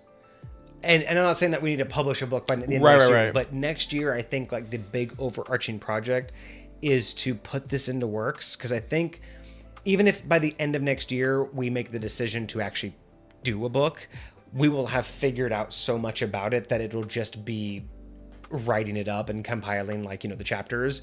But I think if we give ourselves a whole year to really like figure out what would go in it, and then again, you know, with me editing and going through all of the old content, we're gonna be able to pull so much already, just things we've said, and just, you know, be able to quote ourselves or already have it written out. We just have to, you know, like translate what we said into actual like readable content. Right. But I have a feeling that's going to be so cool of a concept, because we've already talked about so many different ways. I mean, we probably have more than half the book already written up in this live stream. Like if we were to take all the transcripts, for sure, like everything that we've talked about in terms of D&D, I'm sure we've covered the majority of that book. And again, I think especially with some of the tangents we go off on, like and 90% of the tangents we have, they go somewhat unfulfilled, right? And like there's so much more in depth we could go into those topics if we so chose. And so like again, like you said, it's likely going to be more of a book series than anything else. Like,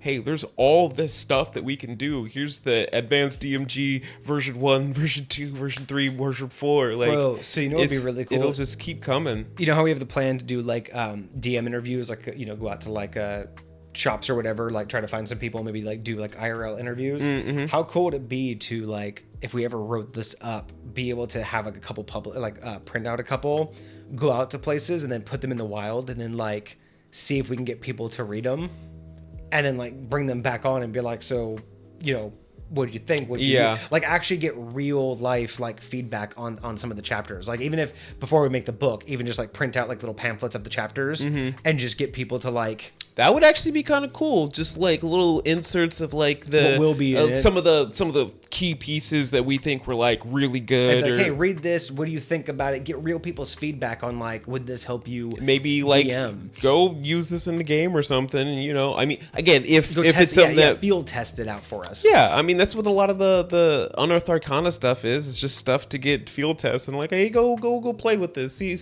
if it's as broken as we think it might be. Exactly right. No, I love that. I love that idea. So yeah, that's gonna pay attention for more of those. Keep a lookout for more updates on that. I do like this idea of the advanced DMG. Man, I can already imagine it. The advanced DMG, thinking beyond the book. Like, very nice. I like that. All right, that sounds so dope. Thank you so much for that. But I think that is going to be it for us. I think that is going to end it. That was a pretty good 3-hour stream. Covered everything that we wanted to. Like I said, that was a crazy deep dive, though. I loved that history of the history of armor class. It changed so much. That was probably one of our most exciting maybe history ofs in terms of how much actually changed. So I Yeah. was really I had a lot of fun doing that. But I hope you guys had a lot of fun watching. That was really fun to do for you guys. It was really fun to research that and provide it for you. So I hope you guys enjoyed the stream today, and I hope that you guys will be back for more. Who did we have here? I know Hecate was here earlier. I don't think he's here anymore. Yep. Hoylep has been lurking the whole time, which has really been great. Dungeon Energy was here, which is fantastic. Glensis, you were here somewhere in the background. That was fantastic. Appreciate that. Otherwise, yeah, that's going to be us for today. So yeah, I hope you guys had a great week. I hope you have a great weekend ahead of you. We will be back on Monday with another subclass, I'm assuming. Let me double check real quick. I know recently we got some new emails set up, so I'm in the middle of of migrating a lot of that stuff over. But it looks like we have the I'm gonna mess this up every time. Mercurialist.